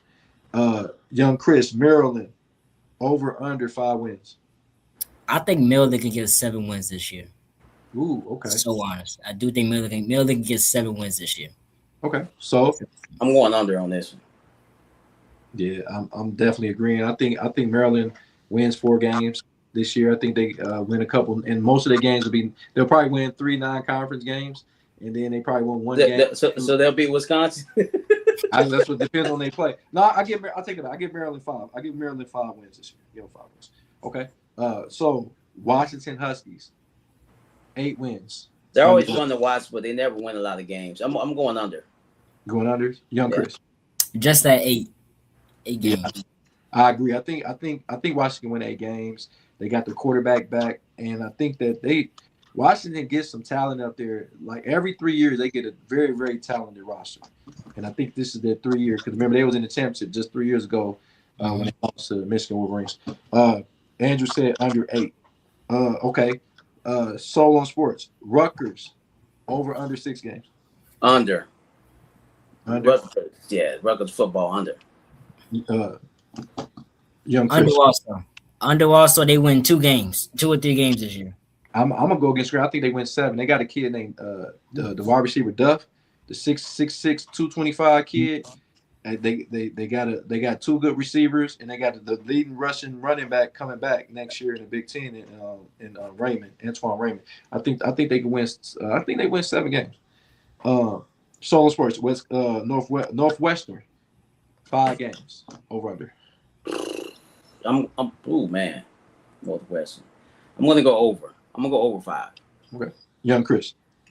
They win 4 games, and 3 of them are like triple 4 OT, 5 OT thrillers. I think Northwestern can win 6 games. I think I go over. I think Northwestern can win 6 games. Young Chris, UCLA with Alma-Leva. He left Tennessee. Can they win over 6 games this year? What the hell they doing in the Big Ten? Yeah, right. For real. But yeah, I think UCLA can win over that amount of games. I think they win about 7 games. What about you, so? I'm going under. Who's their coach now? They fired the coach last year. Who's their coach now?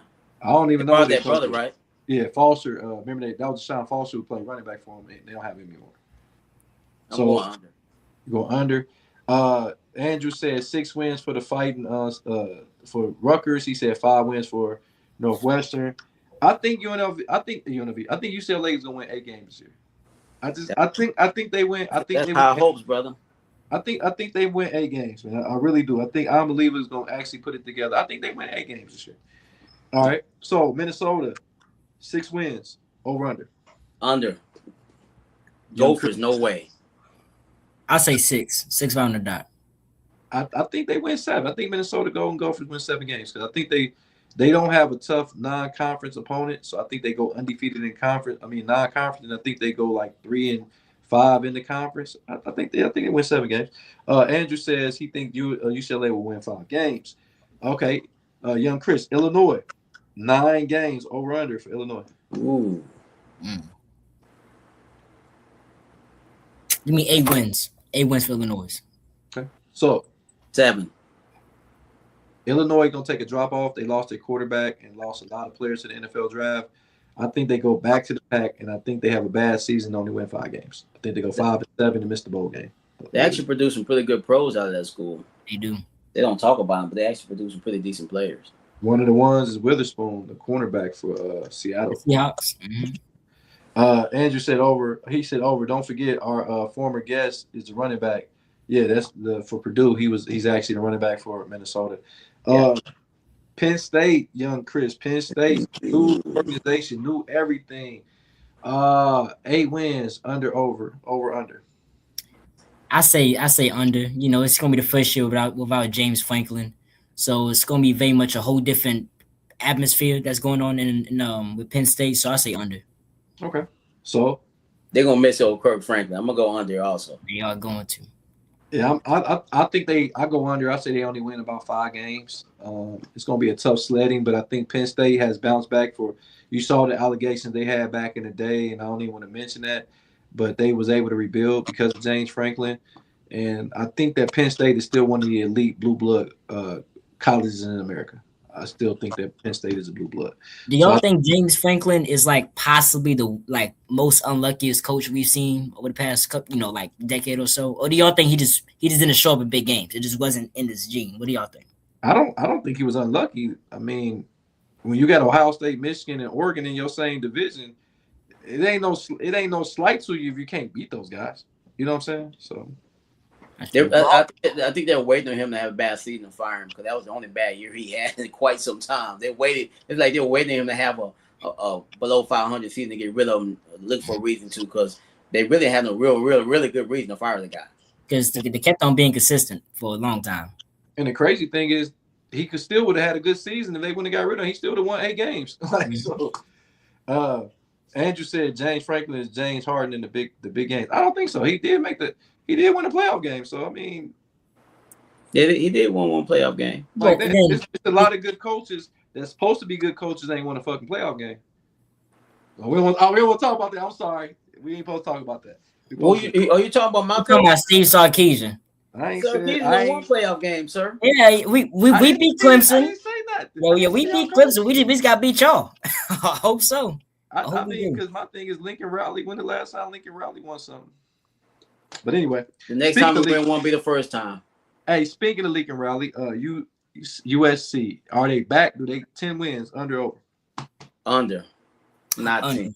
100%. I say I give them about 7 wins. 7 or 8. They had a hell of a recruiting class this year. I'm not I always get talent. Just gonna say that and also none of those Lincoln Riley teams never have a good defense, and that's always been the downfall for all those teams that he had with Oklahoma and now USC. So I say about 8 wins. Sounds like good for him. He's a glorified quarterback coach. I ain't never say Marcus Freeman is my dude. I know Marcus Freeman. He's right here from Dayton, Ohio. Why would I say anything bad about him? So I don't know why he brought that up. Anyway, USC. I think USC is back, man. I don't think they win 10 games, but I think they win 9 games this year. I think USC is back. I do. I've been waiting. College football is better when USC, the Trojans, are back. And that's true because that means Texas wins. It's perfect. Yeah, I think they're back. Okay, Michigan State. So 3 wins. 4 games. I got them to 3. Chris. 1. They get 1 game. Yeah, 1 game. They get 1 game, and it's against Northwestern. I think Michigan State is still Michigan State. I think Michigan State can win 4 games. I like Michigan State to win 4 games on the dot.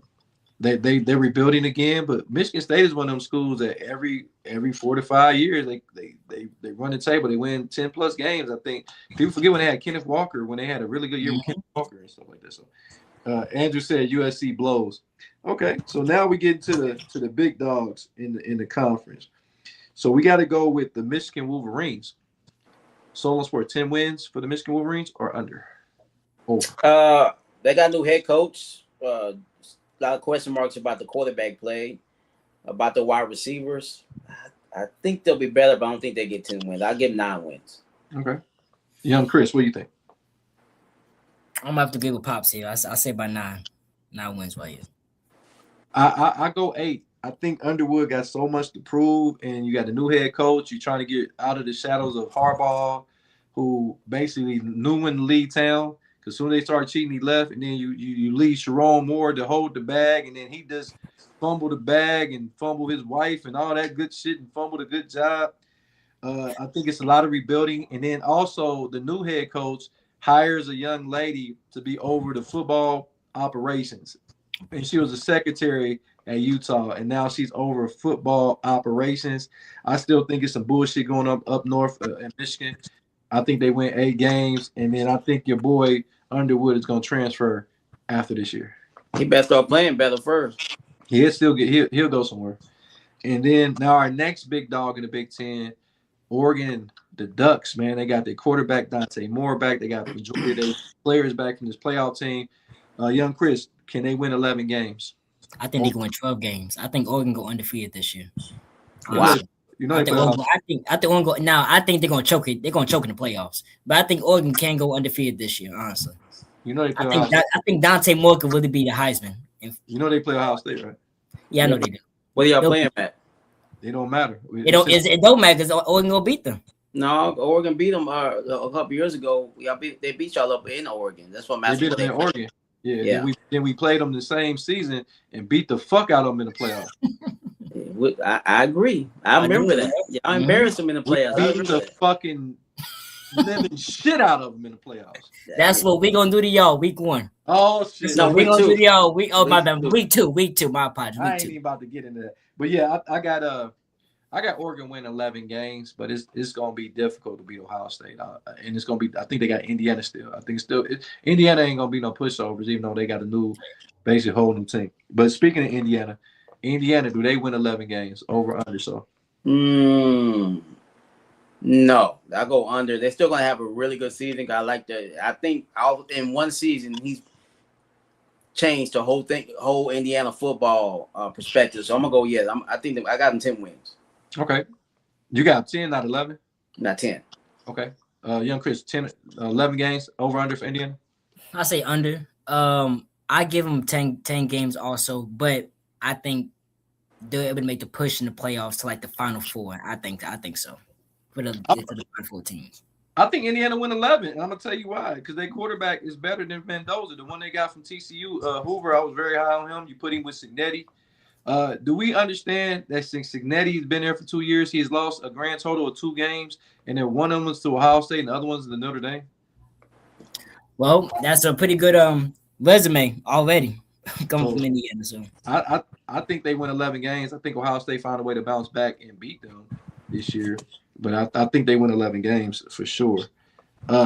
King Mink said, wow, 11. Yeah, I mean, they went undefeated. Didn't they win 16 games last year? Including playoffs, yeah. Yeah, they won 16 total. I think they win 11 for sure. And last but not least, the Ohio State Buckeyes. Young Chris, the Ohio State win 11 games? Just on the dot, the only loss is to them boys in Austin. It's the only loss they got. Ain't lost. It's the only loss y'all got. Arch Man coming. Just be ready. Whoa. He coming everywhere. He coming everywhere, man. Tell him to settle down. Hey, Solo Sports, what's Ohio State 11 wins over under? You guys lose 2 games. You lose to us in week 2, and you lose 1 conference game. I think you guys lose 2 games. Still get you in the playoffs though. Who did you lose to Michigan? Nah, hell no. Even though you never know what the damn do. Never know. Let me get y'all. You know the past. Since 2000, there's only one team in college football that has not lost 3 games. Well, no, I'm sorry. The last 10 years that ain't lost 3 games. Georgia. Y'all? The Ohio State Buckeyes in the last 10 years. Oh, 10 years. Okay, yeah, y'all. Fine. Ohio State has not lost more than 2 games in the season in the last 10 years. So I say fire your coach every year. Every year you're trying to fire your coach. Yeah, guess what? It ain't that I fire. What I do it's not okay, but it's okay for you to fire your coach. It's okay for me to fire the coach. If you can't beat Michigan, that is a fireable offense in Ohio. Now it is. There's just a fireable offense. You can't beat Michigan. That's a fucking fireable offense. But I do think they lose 2 games this year. But it's not gonna be the 2 games y'all say. I think they beat Texas. I think we go to Texas and beat them. And I think it's going to be a struggle like it was last year. It's going to be a very low-scoring affair. And I think Jeremiah Smith is going to show you he's the best player on the planet in college. He ain't do jack last time. He ain't going to do nothing again. He ain't going to do nothing again. It's going to be 120 degrees on the field, Jody Coleman. 120, nigga.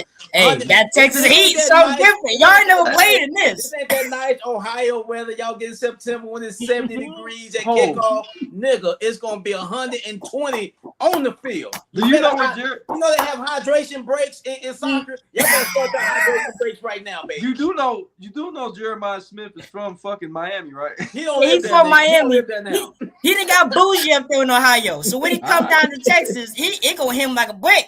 It's gonna be crazy. Now, y'all heard this here first. King Ming said he meant Ohio State loses 0 games this year. Ohio State ain't going undefeated. I don't know about that. That's pretty tough. And I'm Ohio State. Going undefeated. Hey, Indiana going undefeated. I guess anything's possible, brother. Anything's possible. Hey, but that's all right. We'll go over other conferences when we come back on Saturday. We'll go over the SEC on Saturday, so you don't want to miss that. We're going to go over every conference in detail. We're going to go wins and losses in the conference for your team. Perhaps we'll talk about your team. We'll be talking about Texas, Oklahoma, Georgia, Alabama.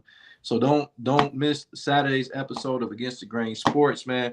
Once again, man, y'all have been a pleasure to work with, and been a pleasure for all the people that come and tune in. Like I said, we done had 3 shows over 1 million, and like I said, we have some things going on with Against the Grain Sports that y'all gonna love.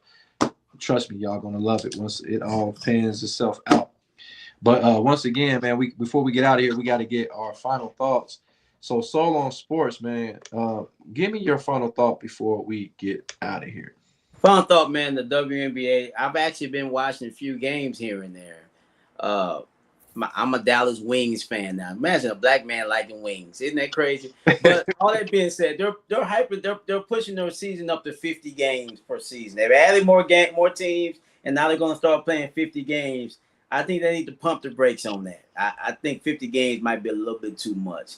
I'm already having a hard time finding these games on television. They have games on USA and some other channels. You got to really search for them. But hopefully, I'm not that I want the ladies to fail. I just think they need to pump the brakes on the amount of games. Sometimes less is more. It's just my opinion. I definitely agree. That's a very good point, man. Very good. Young Chris, man, what's your final thought? So obviously, all of us know the World Cup is going on right now, and some signature performances have been going on. Obviously, Messi, all 5 goals for Argentina has been scored by him. Mbappe is already top 5 all time for World Cup's all time scores. So he's probably gonna pass Messi, not next World Cup, probably the World Cup after. So I'm just really getting into soccer right now. This World Cup is amazing. Now, my favorite player ever, Ronaldo, ain't doing nothing. No shots, no goals. Now he's gonna have his shot tomorrow to answer back from this game for Messi. So it's gonna be a big game for Portugal and Ronaldo tomorrow. Very signature game coming up for him. But bottom line is that the World Cup this year is amazing. Possibly can be better than 2022, but I don't think nothing will ever be better than that 2022 World Cup final between Argentina and France when Mbappe had a hat trick. Oh, good stuff. USA. France gonna win. France gonna win. My final thought, man, is I seen some of the most absurd information when you scroll the net, and somebody said that there's trade talk for Shedeur Sanders in Cleveland, and I'm like, okay, now all of a sudden somebody wants him when nobody wanted to draft this kid. Now all of a sudden y'all want to trade for him. I sometimes when it comes to the NFL and the politics of the NFL, I really scratch my head. Like I said, I don't want to make it a race thing, but it just seemed like all ironically, it always seemed like it's something circled around certain players. Lamar Jackson, we saw the collusion with Lamar Jackson a few years ago when he was going for his contract dispute, and he was supposed to get the franchise, but he didn't get the actual franchise tag. He got the other franchise tag where he would have got lowballed and wouldn't still have made the amount of money that he should have made. We're talking about a guy that had already won the MVP, and then he goes on to win the MVP that exact season. So now I'm like, what's going on, man? You're letting quarterbacks like Sorensby come out of college in a supplemental draft, potentially be a starter for somebody. But now all of a sudden you're playing these games with Shedeur Sanders, talking about he could potentially be traded. But we knew there was collusion going on across the whole league when this guy did not get drafted. They like, well, his dad forced him to be drafted in the 5th round. But when Eli Manning's daddy, Arch Manning, said it was okay. When John Elway's dad said something, it was okay.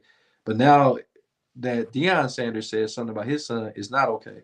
So I don't understand what games they're playing. Now they're talking about he in trade talks and potentially he can be a starter for somebody. Yeah, he's going to be the starter for the Cleveland Browns.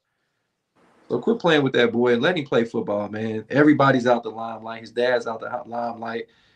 Just let us go play football. Let Shedeur play football. He a year removed from that draft situation.